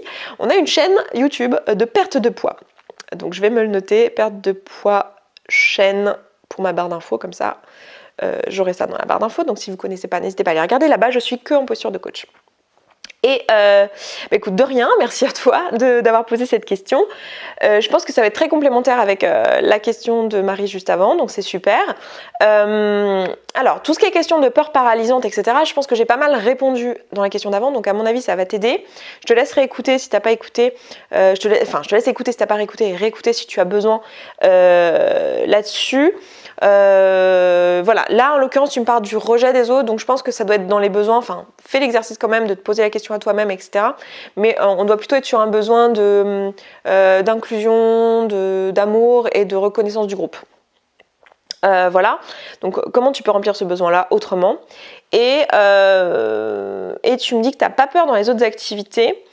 Et alors c'est intéressant aussi, tu m'as dit voilà, je te pose une question et après j'y réponds. Ça c'est hyper important, je ne l'ai pas trop dit, mais je vous le dis là aujourd'hui pour toutes celles et ceux à qui je ne vais pas répondre à la question ou qui auront des questions à la suite de cette vidéo, qui en ont eu, qui n'ont pas osé les poser, bref, peu importe. Quand vous avez des questions que vous avez envie de poser à quelqu'un, en particulier à un coach, posez-vous là à vous-même avant. Parce que vous allez voir, et c'est un truc qu'on fait beaucoup nous dans le coaching qu'on fait, en fait on demande aux personnes de préparer leur séance de coaching et on leur pose des questions. En fait, on leur demande de préparer leur séance et souvent en préparant leur séance, en fait finalement ils arrivent à ne plus avoir besoin de la séance. Donc en fait ils l'annulent parce que en préparant la séance, ils trouvent la réponse aux questions. C'est-à-dire qu'en fait un coach ne va pas vous proposer des réponses. Le coach il n'en sait rien. Moi je ne sais pas plus que vous. Enfin, je sais même moins que vous plutôt. Je sais pas, alors que vous le savez en fait, ce qui est bon pour vous. Moi, j'en sais rien. Tout ce que j'ai, c'est des outils, des questions que je peux vous poser. Et ces questions et ces outils, je peux vous les donner en fait, pour que vous puissiez vous les poser à vous-même. La seule chose que je peux vous apporter en coaching one-to-one, qu'on ne peut pas trop faire en auto-coaching, c'est que je peux vous réexpliquer vos projections. Je peux vous montrer ce qui se passe dans votre tête là où vous n'arrivez pas à le voir parce que vous êtes embourbé dedans. Et c'est normal en fait, on est tous comme ça. Donc c'est la seule chose que je peux faire, mais en soi je n'ai pas la réponse. Donc ce que je peux parfois c'est faire du conseil et vous apporter ce que moi je ferais à votre place, ce que moi j'en pense, mais là ça c'est pas, la plupart du temps c'est pas ce qui est le plus utile en fait. Ce qui est le plus utile c'est plus de savoir ce que vous voulez, ce qui est important pour vous. Donc quand tu as une question comme ça, n'hésite pas à te la poser à toi-même. Et là c'est ce que tu as fait et du coup tu as répondu en fait. Le problème que tu as ici c'est que tu crois que c'est toi que tu vends en fait en tant que comédienne, que c'est ta personne que tu vends en fait. Et c'est hyper intéressant. Et ça, c'est vraiment une croyance en fait. C'est une pensée que tu as. Parce que plein de gens ont la même avec quand ils vendent des bijoux. Hein. Ils croient que c'est eux qui vendent. Et que du coup, c'est eux qui doivent vendre et qu'on ne va pas acheter eux. Et des gens qui vendent des formations, c'est la même chose. Des gens qui vendent du coaching, c'est la même chose. On ne va jamais payer ça pour moi, pour me parler. Mais c'est pas toi qu'on vend. En fait, les gens, c'est pas toi qu'ils achètent. Ils répondent à un besoin. Chaque personne qui dépense de l'argent cherche à résoudre un problème et à répondre à un de ses besoins. Et toi, là, en étant comédienne, tu réponds à un besoin chez la personne.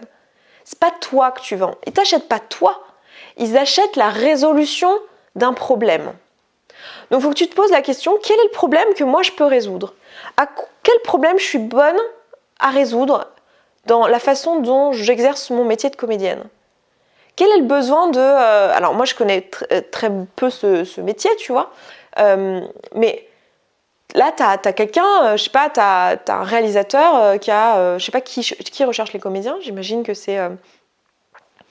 le réalisateur, le scénariste peut-être, voilà, qui le ou la réalisateur, on va dire. Tiens, comme ça on va vraiment utiliser un mot inclusif. Le réalisateur qui cherche, le ou la réalisateur qui cherche un comédien, une comédienne, j'imagine que à ce moment-là, en fait, il a un besoin. Il se dit, bah, voilà, moi j'ai besoin d'une personne de tel genre, avec telle esthétique, qui va de tel âge, pour tel rôle. Et voilà, pour tel besoin, parce que j'en ai besoin pour faire tel personnage dans mon film, ou dans ma pub, ou dans mon court-métrage. Il n'est pas du tout en train de se dire, est-ce que cette personne vaut cet argent? Non, il s'en fout, en fait. C'est pas ça. Honnêtement, dans la tête de la personne qui est en train de chercher un comédien ou une comédienne, il n'est pas en train d'acheter cette personne, tu vois. Et même quand il achète une personne qui est connue, genre même quand il prend Brad Pitt, tu vas me dire, ouais, mais quand il prend Brad Pitt, il achète bien Brad Pitt. Non, il n'achète pas Brad Pitt, il achète la marque Brad Pitt. Il achète le réseau Brad Pitt, il achète l'audience Brad Pitt, il achète l'inconscient collectif autour de Brad Pitt. C'est ça qu'il achète, il achète la marque. Tu vois? Et c'est important de te détacher de ça et de comprendre que c'est la marque qui va répondre à ce besoin chez la personne. Et je pense que là, ça peut t'aider en fait, d'avoir cette vision des choses-là. Voilà, moi, ce que je te dirais, les pensées que je te donnerais, les alternatives de pensées que je te donnerais en tant que coach. Et après, moi, je te dirais d'aller creuser pourquoi tu as cette peur. Qu'est-ce qu'il y a derrière cette peur si c'est pas juste la peur de devoir te vendre et pourquoi, enfin regardez pourquoi et même te vendre en fait. Même si tu veux garder la pensée de ok c'est moi que je vends et que t'es pas d'accord avec mon exemple de Brad Pitt et tu dis non mais c'est quand même lui qui vend, que tu veux garder cette pensée là et qu'elle te correspond plus. Ok très bien. Et alors c'est quoi le problème de te vendre en fait? Pourquoi c'est un problème de te vendre toi? T'as un problème éthique avec ça? Si t'as un problème éthique effectivement dans ce cas soit tu changes ta vision des choses, soit tu fais pas ce métier. Est-ce que c'est pas un problème éthique? C'est quoi le problème avec le fait de te vendre en soi? C'est que tu penses que tu vaux pas assez? Bah bosse là-dessus.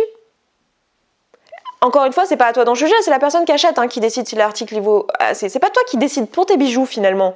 C'est pas toi qui décide combien ça vaut finalement, c'est le client, je veux dire. Si au final ton bijou il se vend pas, bah t'es bien d'accord que c'est que ton prix il est pas bon, ou que ton article est pas bon, ou les deux. Enfin finalement c'est le client qui décide combien ça vaut. C'est pareil, c'est pas toi qui décide en fait. Donc de toute façon, ta valeur en interne, c'est pas toi qui la décide quoi. Alors il y a une part de toi qui la décide, c'est-à-dire que tu peux dire, moi en fait j'ai pas envie de vendre mon bijou moins de temps que ça parce que je pense que tel prix c'est le prix que ça vaut, à minima. Et puis dans ce cas, t'as peut-être pas trouvé les bonnes personnes aussi parce que tout le monde ne voit pas la même valeur dans les mêmes choses. Je veux dire, moi j'achèterais pas un vélo, c'est le truc que je donne souvent, j'achèterais pas un vélo à 1000 €. Parce que je trouve que c'est complètement insensé de mettre 1000 € dans un vélo, parce que je vois pas la valeur d'avoir un vélo à 1000 €. Plein de gens qui sont passionnés de vélo vont te dire, mais moi je mettrais 5000 € dans un vélo. Ok. Et plein de gens, c'est un peu le truc que je dis aussi avec le coaching, tu mettrais pas 5000 € dans un coaching ou 10 000 € dans un coaching? Bah oui, parce que tu vois pas la valeur, parce que pour toi ça les vaut pas, parce que dans ta vie t'as pas besoin d'un coaching à 10 000 € en fait. Et c'est tout à fait ok. Bah là c'est la même chose.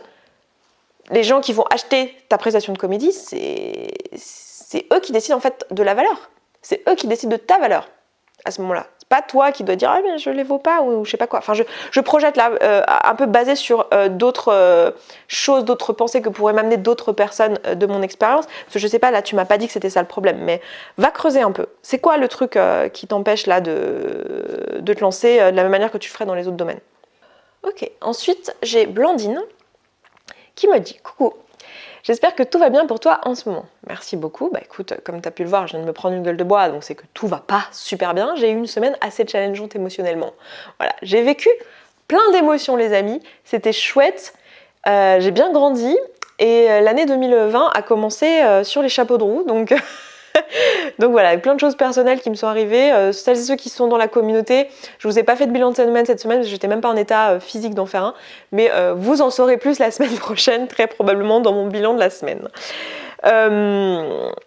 Alors, ma problématique est la suivante. J'ai envie de faire plein de choses, entreprendre sur différents axes, sujets et formats, et je ne sais pas par quoi commencer. Le problème est plutôt le fait que j'ai beaucoup de mal à canaliser et ça vient sûrement d'une trop forte tendance à ruminer au lieu d'agir. Aurais-tu de l'expérience à ce niveau-là qui pourrait me permettre, ainsi qu'à d'autres, je n'en doute pas, de surpasser cet obstacle? Continue ce que tu fais, je te suis depuis longtemps et je trouve toujours du réconfort dans tes vidéos. Bah, écoute, merci beaucoup. Je suis trop contente que mes vidéos puissent t'aider. Et je suis bien d'accord que je pense que ce commentaire va pouvoir aider d'autres personnes. Alors, le fait de ruminer, alors il faudrait que je sache exactement ce que tu mets derrière le mot ruminer. Est-ce que c'est forcément du négatif ou est-ce que c'est juste le fait de penser, de pas encore agir? Je crois que moi, ce que je mets derrière le mot ruminer, c'est plutôt du tu vois, un truc un peu genre je rumine dans mon coin et je ronchonne un peu. Je pense pas que c'est ça que tu veuilles dire vu ce que tu dis après, donc je vais partir du principe que tu veux dire beaucoup de charge mentale, beaucoup de ça tourne là-haut, la roue du hamster là, et ça n'agit pas beaucoup.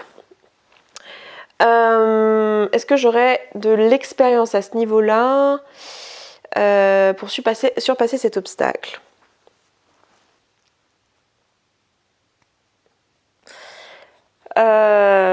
Tu sais pas par où commencer. Ok, je pense qu'un truc déjà tout basique, tout con, hein, par lequel on peut commencer, c'est mettre tout ça sur papier.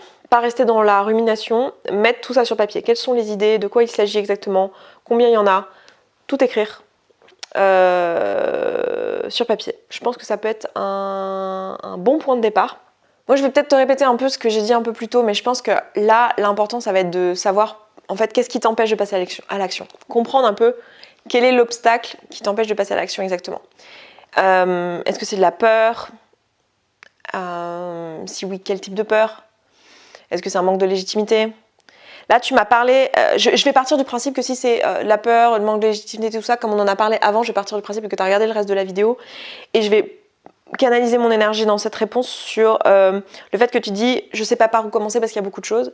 Donc je pense que faire l'exercice du tri là que je t'ai proposé, c'est pas mal.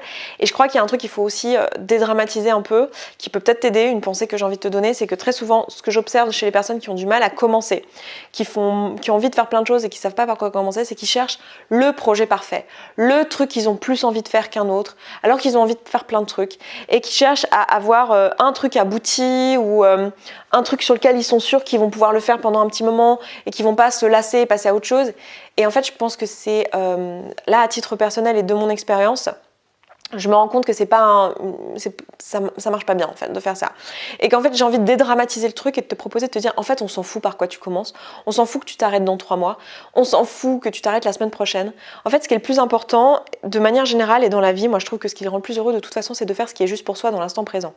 Donc, et en fait, et tu vas voir que, c'est Steve Jobs qui disait ça dans un de ses discours les plus connus. Je vais voir si je te le retrouve et je le mets en barre d'infos, mais Steve Jobs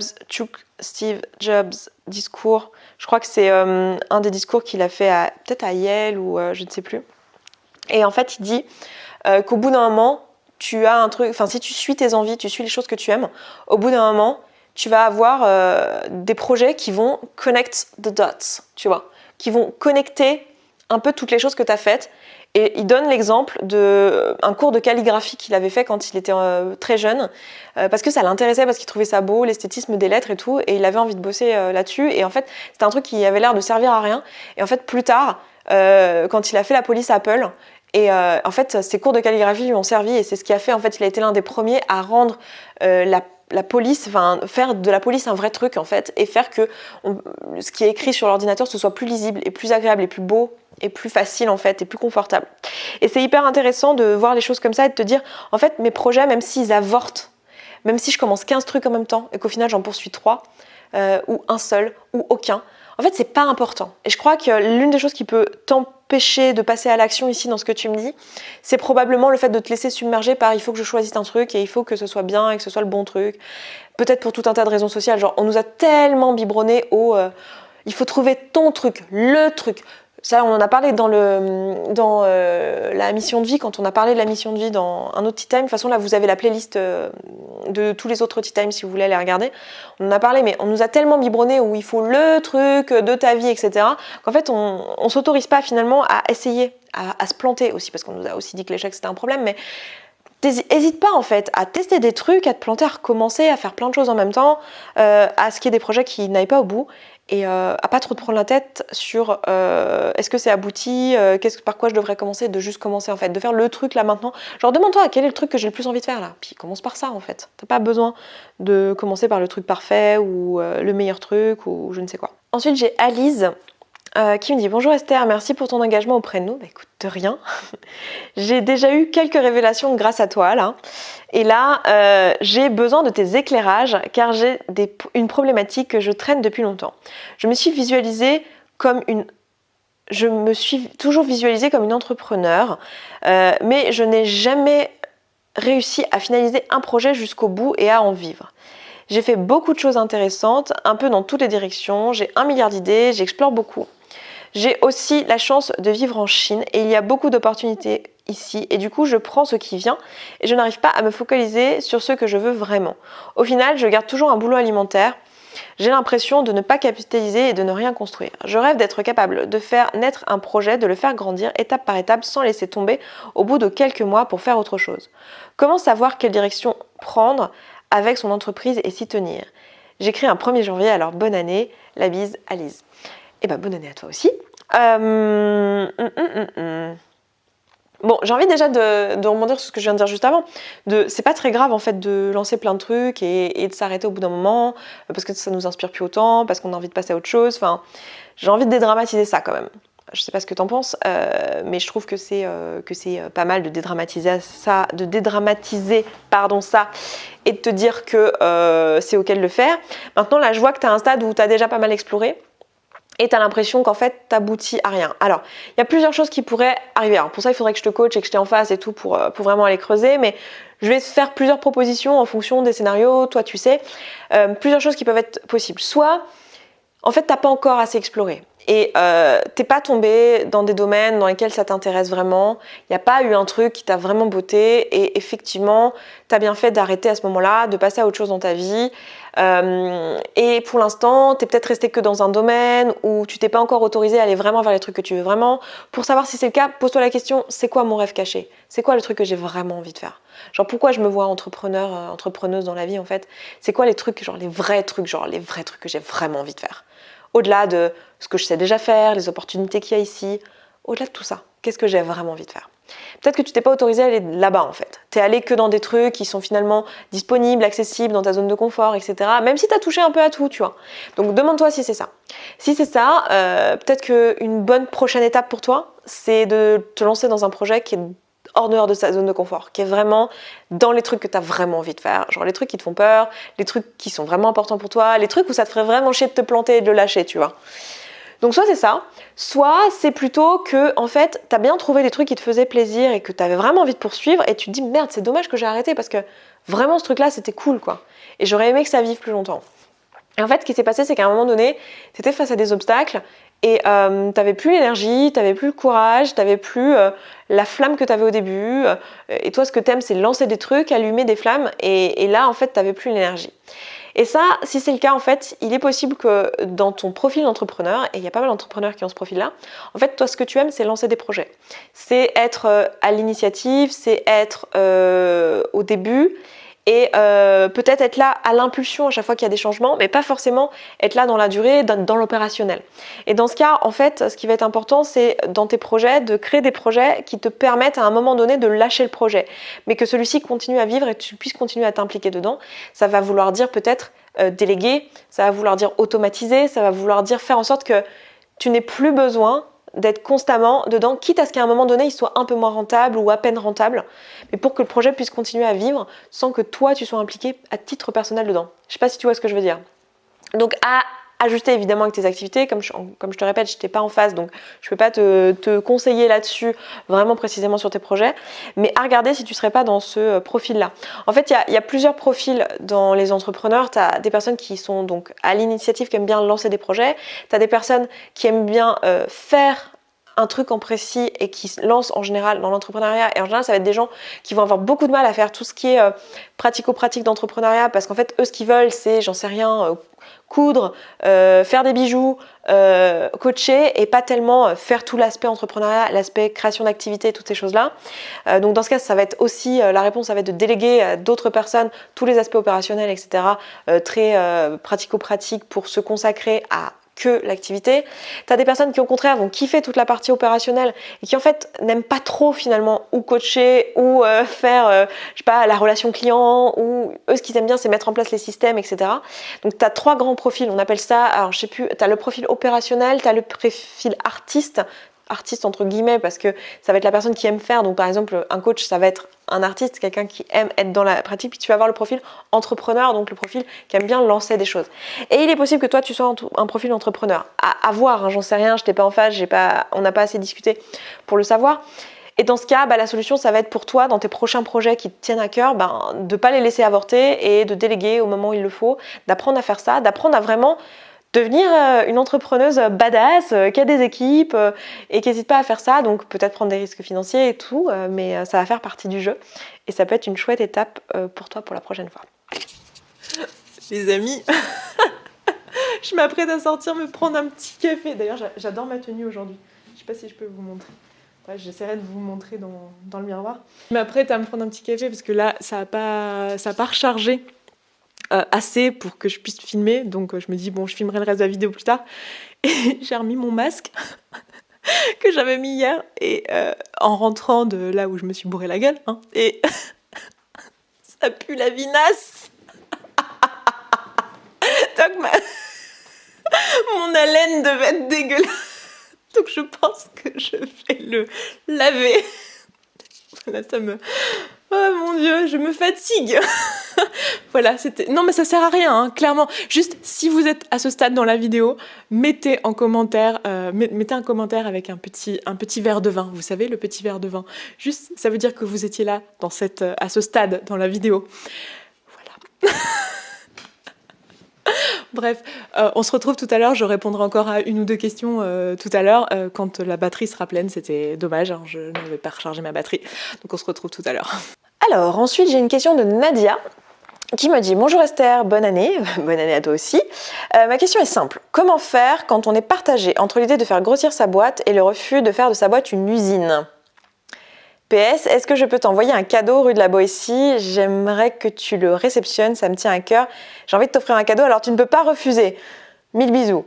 Alors ne refuse pas. Waouh. C'est gentil, mais si je peux pas refuser, pourquoi tu me poses la question ? J'ai envie de te dire. Me pose pas la question. Alors, pour te répondre, et merci de vouloir me faire un cadeau. Après, je tiens pas particulièrement à ce qu'il y ait des gens qui m'envoient des trucs rue de la Boétie, parce que sinon je vais me retrouver Enfin, je sais pas, ceci dit, on n'est pas non plus 3 millions ici. J'en sais rien, en fait. J'ai pas... Bref, je sais pas, je devrais peut-être couper ça pour pas que d'un seul coup il y ait plein de gens qui envoient du courrier à rue de la Boétie, sinon ça va nous faire une logistique de fou. Mais bon, voilà, tu peux envoyer un truc si tu veux. Enfin, de toute façon, l'adresse elle est publique, mon entreprise est publique, mon chiffre d'affaires est public, enfin tout est public puisque c'est une entreprise. Donc voilà, tu fais bien ce que tu veux. Voilà. Après, j'apprécie le geste, mais tu sais, mon langage d'amour, c'est pas trop les cadeaux, donc ça me dérange pas du tout que tu me fasses pas de cadeaux, et je comprends quand même que tu aimes ce que je produis, que tu es contente du contenu, que je t'apporte des choses dans ta vie. Enfin, voilà, il n'y a pas de souci, quoi. Ma question est simple, donc comment faire quand on est partagé entre l'idée de faire grossir sa boîte et le refus d'en faire une usine. Alors ce qui est intéressant, c'est que derrière ça, et c'est pour ça que je réponds à cette question aussi, c'est que en fait là tu as la croyance que la seule façon de faire grossir sa boîte c'est d'en faire une usine. Alors il faudrait déjà que tu me dises ce que toi tu veux dire par une usine. J'imagine que c'est parce que tu t'imagines que voilà, quand on commence à avoir beaucoup de salariés, ça finit par être l'usine. Mais en réalité, faudrait que tu vois quel est le problème avec ça en fait. Quel est le problème pour toi ? Qu'est-ce que tu mets derrière le mot usine ? En quoi ça te dérange ? Qu'est-ce qui te dérange là-dedans ? Vraiment que tu ailles creuser un peu sur c'est quoi le problème, quoi. Si le problème c'est que tu connais plus les gens, ou que tu as peur que du coup il s'installe des dynamiques de pouvoir, ou après je sais pas, tu vois, moi je peux que faire des projections là parce que tu m'as pas donné assez d'éléments. En fait je veux juste t'inviter à voir que c'est pas du tout obligatoire. en fait. Qu'il y a plein de fonctionnements d'entreprise qui fonctionnent avec des milliers de personnes et qui sont très horizontales, qui contournent les dynamiques toxiques qu'il peut y avoir dans des entreprises un peu plus grosses. Si c'est parce que tu penses que tu vas devoir trop travailler, que tu vas devoir trop t'inquiéter et tout ça, ça aussi c'est une croyance que tu peux lever parce que l'inquiétude que tu as dans une boîte n'est pas du tout corrélée au nombre de personnes qu'il y a ou à la taille de cette boîte en fait.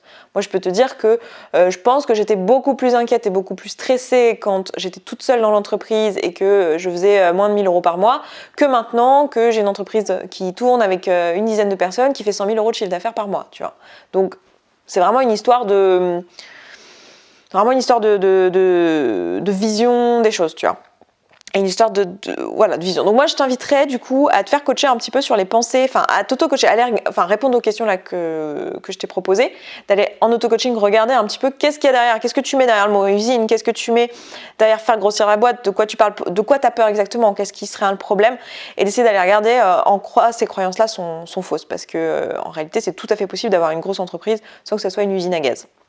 Ok, alors je vais quand même je vais prendre le commentaire de René qui est super long par contre. Alors, je vais dire un truc, je sais plus si je vous l'ai déjà dit, je l'ai probablement déjà dit ou peut-être que ça a été coupé ou j'en sais rien. Quand je vois quelque chose de très long comme ça, et c'est pareil quand tu coaches avec moi, que tu es à l'oral ou avec moi ou avec une autre coach, et que tu as besoin de m'expliquer tout le contexte, oui mais mes parents ceci, bon là c'est pas le cas, tu parles pas de tes parents mais je généralise, genre oui mais mes parents ceci, oui mais mon machin cela, et puis toute mon histoire avec mon employeur, et En fait, quand tu as besoin de me donner tout un contexte pour me proposer une problématique, en général c'est que tu crois vraiment à tes pensées actuelles, genre tu penses, je sais pas, que ta situation est horrible par exemple, et tu y crois tellement fort que tu as envie de m'en convaincre en fait, et tu as l'impression que si tu me donnes tous les éléments de ton histoire, je vais pouvoir te comprendre, je vais pouvoir me mettre à ta place et je vais pouvoir être d'accord avec toi. Et c'est hyper intéressant de se rendre compte de ça. Moi je dis souvent aux filles quand elles ont un problème, quand je les coach, et qu'elles commencent à me donner tout le contexte, je fais, me raconte pas toute ta vie là, c'est quoi le problème, c'est quoi ton bullshit? Parce que quand on raconte toute sa vie, c'est qu'on a besoin d'asseoir son bullshit, de bien se bétonner. Et le problème, c'est que pendant que tu fais ça, tu t'assures que... Alors, je sais très bien que ton intention, c'était pas celle-ci. Tu sais peut-être même pas que tu faisais ça. Ton intention, c'était de me donner le contexte pour que je puisse te répondre. Mais en fait, la réalité, c'est que très souvent, j'ai pas besoin de tout le contexte. En fait, j'ai besoin d'un minimum, effectivement, pour comprendre un peu tes pensées et savoir où tu es dans ton espace mental. Mais quand on le fait beaucoup, quand on raconte tout autour... Mais moi, je suis la première à le faire avec mes copines. Quand je vais leur raconter, ouais, mais tu comprends, Vincent, gna gna gna, et puis ses potes, et puis ceci, et puis cela. Et parce que j'ai juste envie que ma pote, elle me dise, non, mais grave, franchement, c'est abusé. Voilà. Parce que j'ai envie qu'elle achète mon bullshit, en fait. J'ai envie qu'elle achète mon bullshit pour que je me trouve proche. Donc là, je pense qu'il y a peut-être un peu de ça dans ce que tu me dis, vu la taille du texte, j'ai pas encore tout lu. Et aussi ta volonté que je comprenne le contexte. Donc je te le dis, pas pour toi spécifiquement, mais de manière générale. Bon, moi ça m'aide si vous êtes concis juste pour des raisons pratico-pratiques de la vidéo, mais au-delà de ça, c'est intéressant de se rendre compte quand vous avez envie de me raconter tout le contexte, quand vous avez envie de me faire un message ou me raconter toute votre vie, de vous rendre compte qu'en fait, c'est vous que vous essayez de convaincre d'un truc. C'est-à-dire qu'il y a un truc où vous n'êtes pas sûr, et vous essayez de me dire, non mais je te jure, regarde, c'est très très grave, et voilà des éléments, et j'en rajoute, et j'en rajoute, et j'en rajoute, et j'en rajoute. Et en fait, c'est intéressant de s'en rendre compte parce que ça veut dire qu'il y a peut-être une part de vous qui n'y croit pas totalement ou une part de vous qui sait qu'il y a un bullshit. Et en fait, du coup, c'est beaucoup plus rapide d'aller directement à ça. On se dit, non mais attends, pourquoi j'ai besoin de bétonner là? Pourquoi j'ai besoin de justifier? De quoi j'ai besoin en fait? C'est hyper utile de se rendre compte de ça. Donc voilà, je vous le mets là en espérant que ça puisse vous être utile. Donc je reprends ton message, René, tu me dis alors, hola Esther, j'adore les tea time, donc merci, écoute, je t'en prie. Voici ma problématique, j'ai 25 ans et j'ai fait une grande école de commerce française très connue et reconnue. Sans dire le nom, je pense que tu as capté. Peut-être, mais je suis même pas sûre. Non, si, j'ai capté. J'ai été diplômée en premier confinement et les perspectives d'avenir n'étaient pas au top pour moi. Comme par ailleurs je suis végane, zéro déchet, passionnée d'écologie, tout ça, j'ai trouvé direct un job là-dedans. Je suis employée d'une start-up food vegan. Déjà, ce n'était pas facile de trouver quelque chose qui relie mes études et le côté écolo, mais j'ai réussi. Malgré mon peu d'expérience, j'ai quand même fait de jolis stages et une école, et boum, sur les CV, donc j'ai un poste à responsabilité. C'est plutôt très intéressant. Le salaire est beaucoup plus faible que ce à quoi je veux prétendre en sortant de cette école, mais bon, ça, à la limite, c'est pas vraiment ma priorité. Même si, évidemment, ça pèse dans la balance. Mes collègues sont assez sympas, sans plus, je bosse à peu près 2/3 en présentiel, 1/3 en télétravail. Dans cette crise économique, je me dis que je suis plutôt chanceuse d'avoir réussi ces éléments qui sont plutôt positifs. Seulement voilà, je retrouve cette impression que j'avais en stage. Désolée pour les termes durs, mais être salarié, ça me fait quand même l'effet d'être un larbin. La boîte attend de moi que je donne à fond, elle cherche, et c'est normal, à prendre un max de temps et d'énergie pour mon salaire, puis qui lui est fixe. Pour un salaire qui lui est fixe, pardon. Elle cherche à prendre un max de mon temps et de mon énergie pour un salaire qui lui est fixe. J'avais la même impression en stage. Mon boss a beau être plutôt sympa et toujours en train de me donner il est toujours en train de me donner des ordres, c'est son job, et petit à petit, ça me saoule. J'aimerais avoir mes projets, bosser sur quelque chose qui me tient à cœur et pas pour autrui. J'aime bien aussi l'idée de diversité. Je peux penser par exemple, à l'exemple de mon père qui étant prof et a organisé des conférences, des voyages, écrit des livres. Il n'était pas juste en train de bosser pour la même entreprise, c'était des projets variés. Il est aujourd'hui retraité. Je pense aussi à toi avec tes divers programmes de coaching, tes dessins, YouTube, bref, tout ça se bouscule dans ma tête et me tente en même temps. Je n'ai pas d'idée pour me lancer. Et je ne suis pas Steve Jobs qui peut monter un truc révolutionnaire. Chaque fois que j'ai pensé à monter ma boîte, je me suis rendu compte que je n'avais pas d'idée. Et puis aussi, j'ai du mal à en parler parce que je trouve ça tabou. On vit dans une période difficile et moi, avec mon CDI et mes privilèges, je n'ose pas dire que je me sens larbinisée alors que bien sûr qu'il y a des gens qui souffrent 1000 fois plus que moi au taf. Voilà, j'aimerais s'il te plaît que tu m'aiguilles un peu là-dedans pour trouver une idée, soit simplement pour mieux me comprendre et apprendre à me connaître par rapport à mes désirs, à ça et à ces désirs d'indépendance, qui, il est vrai, m'obsèdent un peu ces temps-ci. PS, j'ai aussi la croyance que d'être à son compte, c'est horrible, qu'on en chie, qu'on bosse 3 fois plus qu'en CDI. Et comme j'ai une maladie chronique, j'ai même besoin de repos, donc ça me stresse. Vous n'entendrez pas, parce que je sais que maintenant vous n'entendez pas les trucs dans la rue, mais il y a de la police qui passe à cheval dans ma rue. Je ne comprends toujours pas ce que foutent les flics à cheval. C'est sûrement un truc historique qui est resté, mais voilà. Du coup, bah écoute, merci déjà beaucoup René pour ce partage. Je vois ce que tu veux dire. Alors, je peux te répondre plusieurs choses.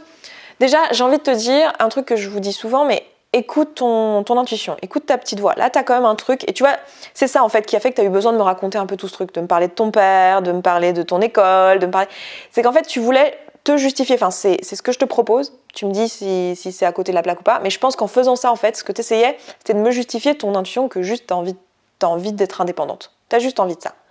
Et là tu essaies de la baliser, etc. en me donnant plein de raisons qui font que, mais en réalité c'est juste important pour toi d'être indépendante et ton sentiment d'être larbanisé, il est probablement partagé avec certaines personnes et pas du tout avec d'autres. Pourquoi ? Parce que c'est une question de valeur.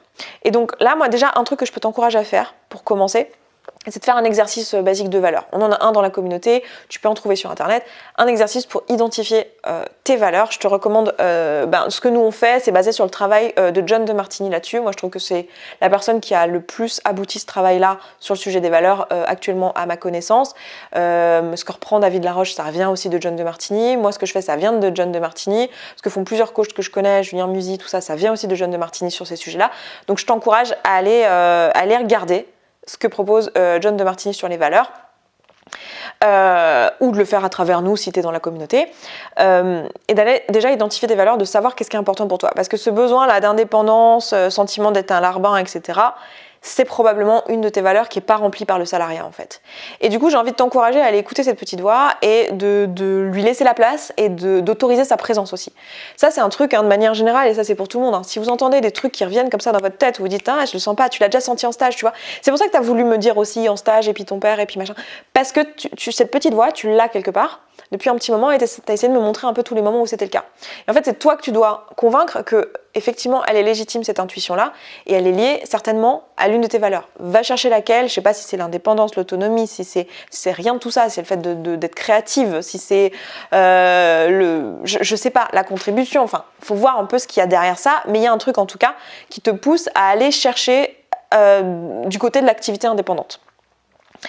Donc moi c'est le conseil que là je te donnerais de ce qui me vient, plus que tout ce que j'ai pu dire avant qui sûrement je suis sûre que dedans tu as pu choper des choses.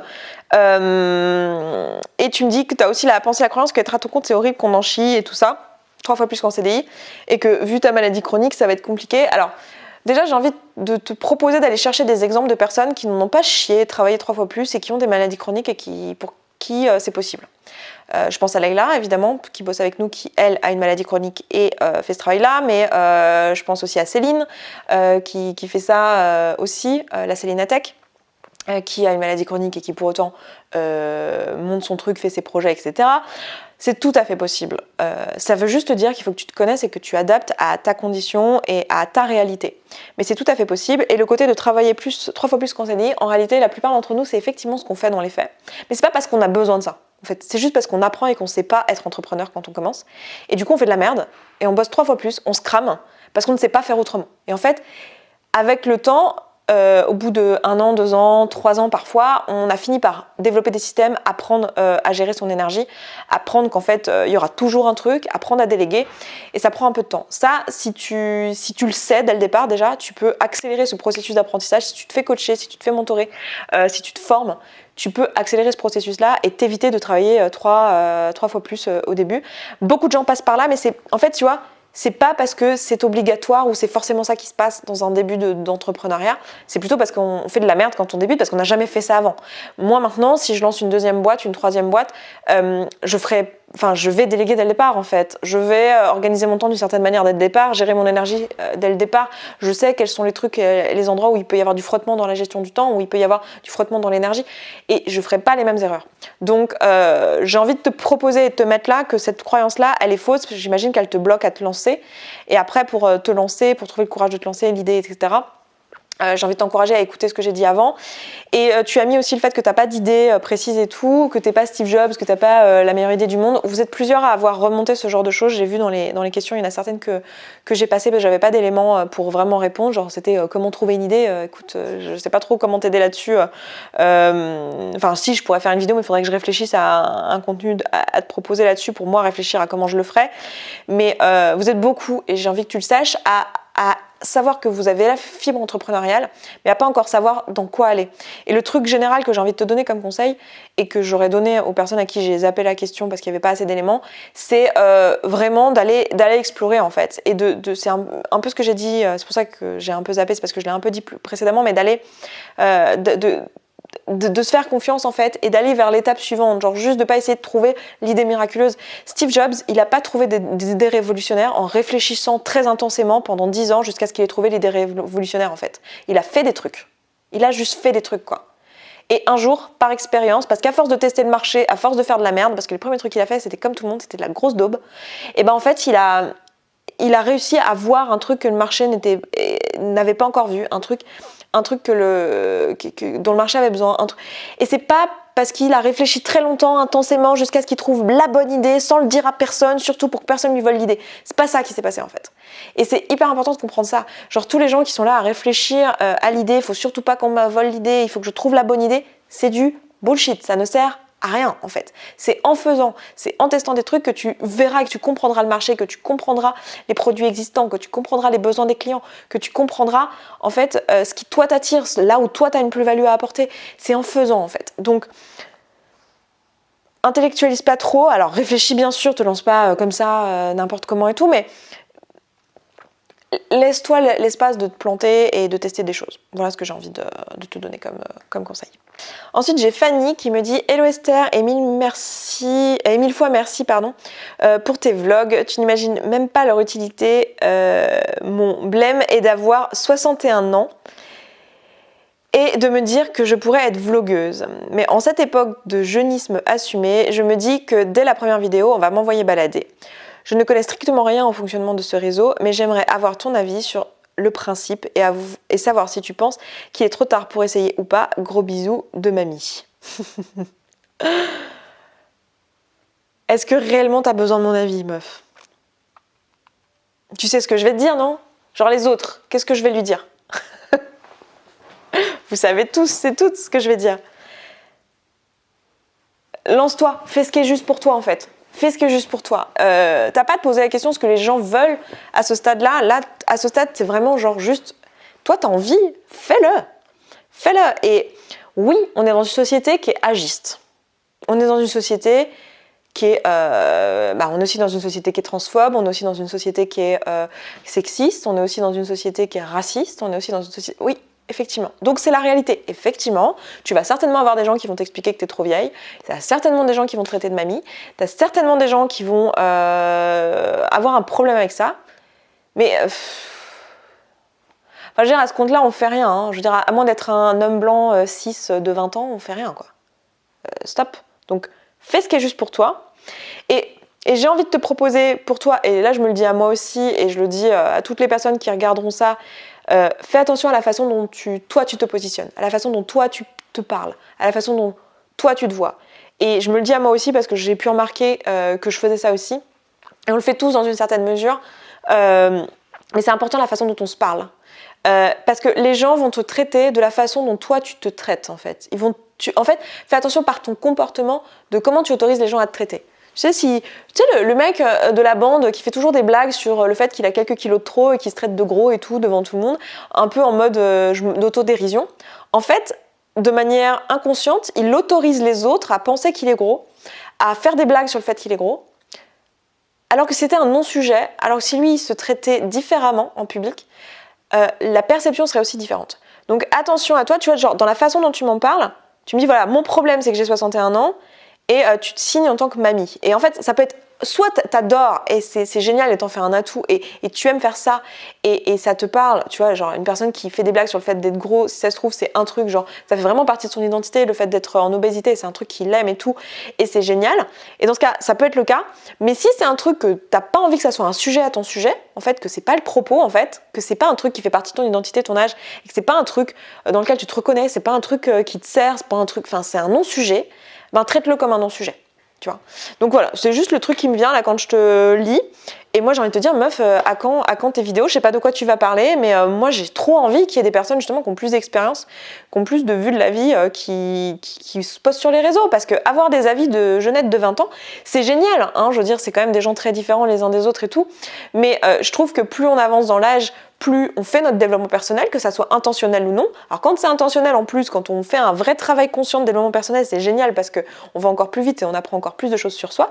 Mais dans tous les cas, quelqu'un qui a 60 ans sait plus de choses sur les dynamiques sociales, sur le monde, sur lui, aussi à titre personnel, que quelqu'un qui en a 20. C'est juste mathématique et c'est pas de l'agisme là, c'est pas une histoire de se dire mon Dieu, il faut absolument valoriser l'expérience.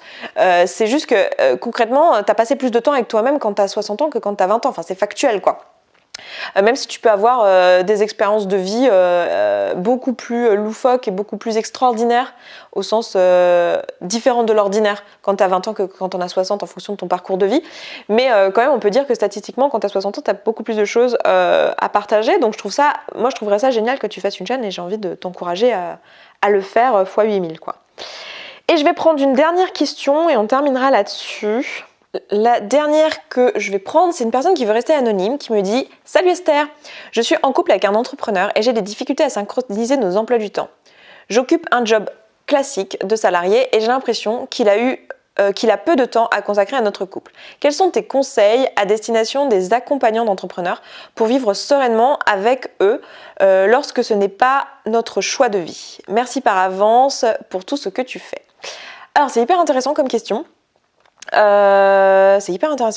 Merci beaucoup et puis de rien pour tout ce que je fais, comme je le dis souvent, je le fais aussi pour moi et ça me fait trop plaisir et je suis heureuse que ça t'aide parce que clairement c'est pour ça que je le fais aussi. En fait moi j'ai envie de te dire alors je connais pas sa situation, je sais pas où est-ce qu'il en est dans son quotidien, mais j'ai envie de dire comment faire. j'ai envie presque de te conseiller des choses qui sont plus de l'ordre de la communication de couple que de l'ordre de l'entrepreneuriat et de gérer la gestion de l'entreprise. Après, je pense que ton compagnon, si je comprends bien, c'est un homme, hein, c'est ça où je suis en train de faire de l'hétéronormativité là. Quels sont tes conseils à destination des accompagnants? Si je suis en couple avec un entrepreneur. Ouais, tu m'as dit un entrepreneur. Ouais, du coup, bon, je pense que lui, il a peut-être un travail à faire sur la gestion de son temps, le fait de... Parce qu'on se raconte très souvent quand on est entrepreneur qu'il faut y consacrer tout notre temps. D'ailleurs, c'est un exercice que tu peux peut-être lui proposer, mais moi que je propose souvent aux personnes qui sont entrepreneurs, c'est de noter en fait, pendant une semaine, voire plus, hein, un mois idéalement, tout ce que tu fais heure par heure dans ta journée pour te rendre compte en fait de où passe ton temps et de t'apercevoir qu'il y a certainement des choses que tu peux déléguer, des trucs que tu peux totalement supprimer, des trucs que tu peux faire de manière plus efficace ou de manière automatisée, ou que tu peux batcher des activités pour que ça te prenne moins d'énergie, moins de temps, etc. Et donc il peut y avoir un vrai travail.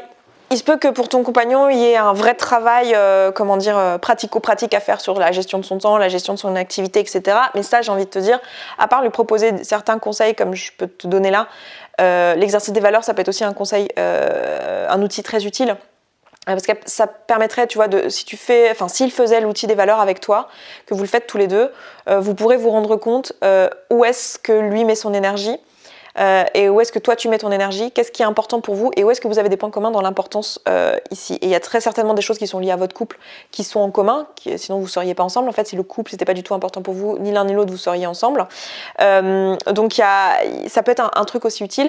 Mais si tu veux, je pense que s'il y a réellement un volume horaire qui te paraît complètement démesuré et tout, c'est à lui finalement de faire une démarche de se faire aider ou de travailler là-dessus, de se faire coacher là-dessus ou quoi, s'il le souhaite. Et ça, évidemment, tu peux pas le faire à sa place. Genre, si tu veux que la circonstance change, autrement dit, si tu veux que lui, il change, tu peux pas faire autrement que lui demander, lui, de changer. Or, c'est quelque chose, tu vois, comme c'est une circonstance extérieure, t'as pas la main là-dessus. Donc ça peut être une chose que d'en parler avec lui, de lui proposer des outils, les 2 outils que je t'ai proposés, donc valeur et gestion du temps, parce que c'est des outils qui peuvent être vraiment révélateurs, tu vois, pour montrer un peu vos différences, etc. Dans l'outil des valeurs, justement, on te questionne sur où passe ton temps, où passe ton argent, où passe ton énergie, où passe ton espace, et toutes ces questions-là, pour vraiment que tu te rendes compte de qu'est-ce qui est important pour toi, qu'est-ce que tu priorises en fait dans ta vie. Ensuite, à titre personnel pour toi, en fait, j'ai envie de te proposer de chercher des solutions qui n'impliquent pas que lui change en fait. Et de te demander, parce que ça c'est pas possible en fait. On ne peut pas, c'est possible qu'il change, mais il faut que ce soit de son propre chef. Et c'est surtout pas la seule solution pour que toi tu te sentes bien en fait. Et souvent on se raconte ça quand on est en couple, que la seule solution pour qu'on se sente bien c'est que l'autre change. Donc, et puis tu as déjà sûrement essayé dans ta vie, il y a plein de gens qui regardent cette chaîne qui à mon avis vous avez tous déjà essayé dans votre vie de changer quelqu'un. Les gens ne changent pas et c'est pas... moi je trouve même ça à titre personnel, je trouve ça injuste de demander à quelqu'un de changer pour soi en fait. Je trouve ça injuste en fait, non justifié. C'est-à-dire que la personne, on est responsable chacun de nos émotions, chacune de nos émotions. Et donc toi, il faut que tu te poses la question, ok, qu'est-ce qui te fait souffrir dans cette situation-là ? Qu'est-ce qui te fait souffrir dans le fait que vous n'arrivez pas à synchroniser vos emplois du temps ? Qu'est-ce qui est problématique pour toi ? De quoi as-tu besoin en fait ? Et tu peux lui communiquer ce dont tu as besoin et vous pouvez chercher des solutions ensemble pour remplir vos besoins mutuels en fait. Et toi, te demander comment toi tu peux remplir tes besoins sans que lui ait forcément à changer.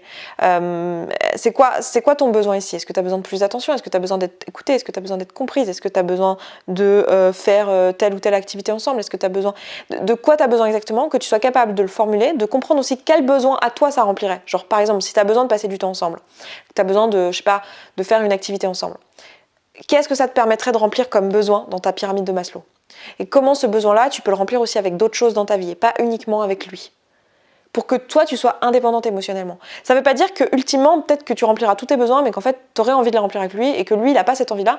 Et peut-être qu'à un moment donné où ça clashera dans votre couple, que si lui, il n'a pas cette même envie, et donc il n'a pas envie de faire du temps pour toi, ou il n'a pas envie de faire du temps pour votre couple et tout ça, bah, ça finisse par clasher, ça finisse par emmener votre couple à la dérive. Et ça, c'est tout à fait possible, tu vois.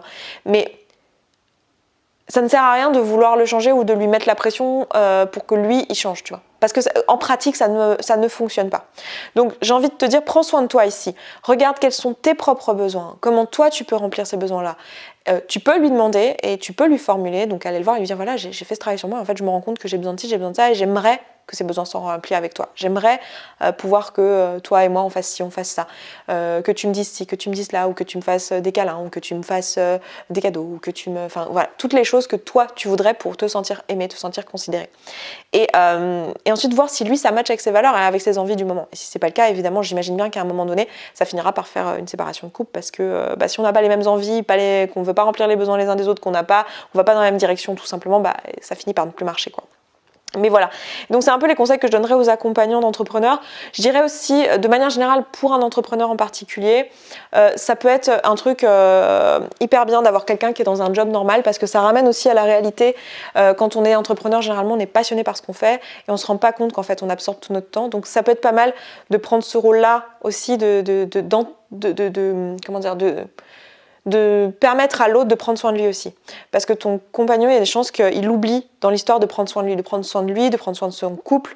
Et ça peut être une bonne piqûre de rappel aussi d'avoir le conjoint qui est là. Maintenant, encore une fois, il est peut-être pas prêt dans son activité. Il a sûrement plein de croyances qui lui disent que non, c'est pas possible, que sinon tout va s'effondrer. Non, non, non, non. Mais c'est pas vrai en fait. C'est pas vrai et tu peux que l'encourager à se faire aider sur ces sujets-là. Et de manière générale...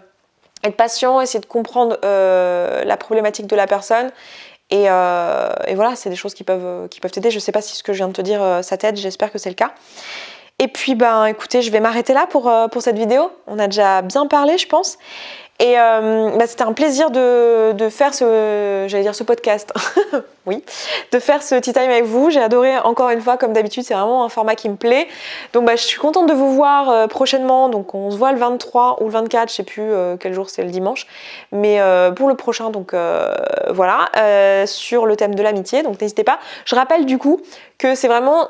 Les tea time, c'est pas des foires aux questions. C'est-à-dire que le but, c'est pas de me poser des questions sur moi et ce que moi je vis ou ce que moi je pense ou tout ça, mais plutôt que vous me soumettiez votre situation pour que je puisse vous coacher ou vous donner du conseil, donc du coaching ou du conseil.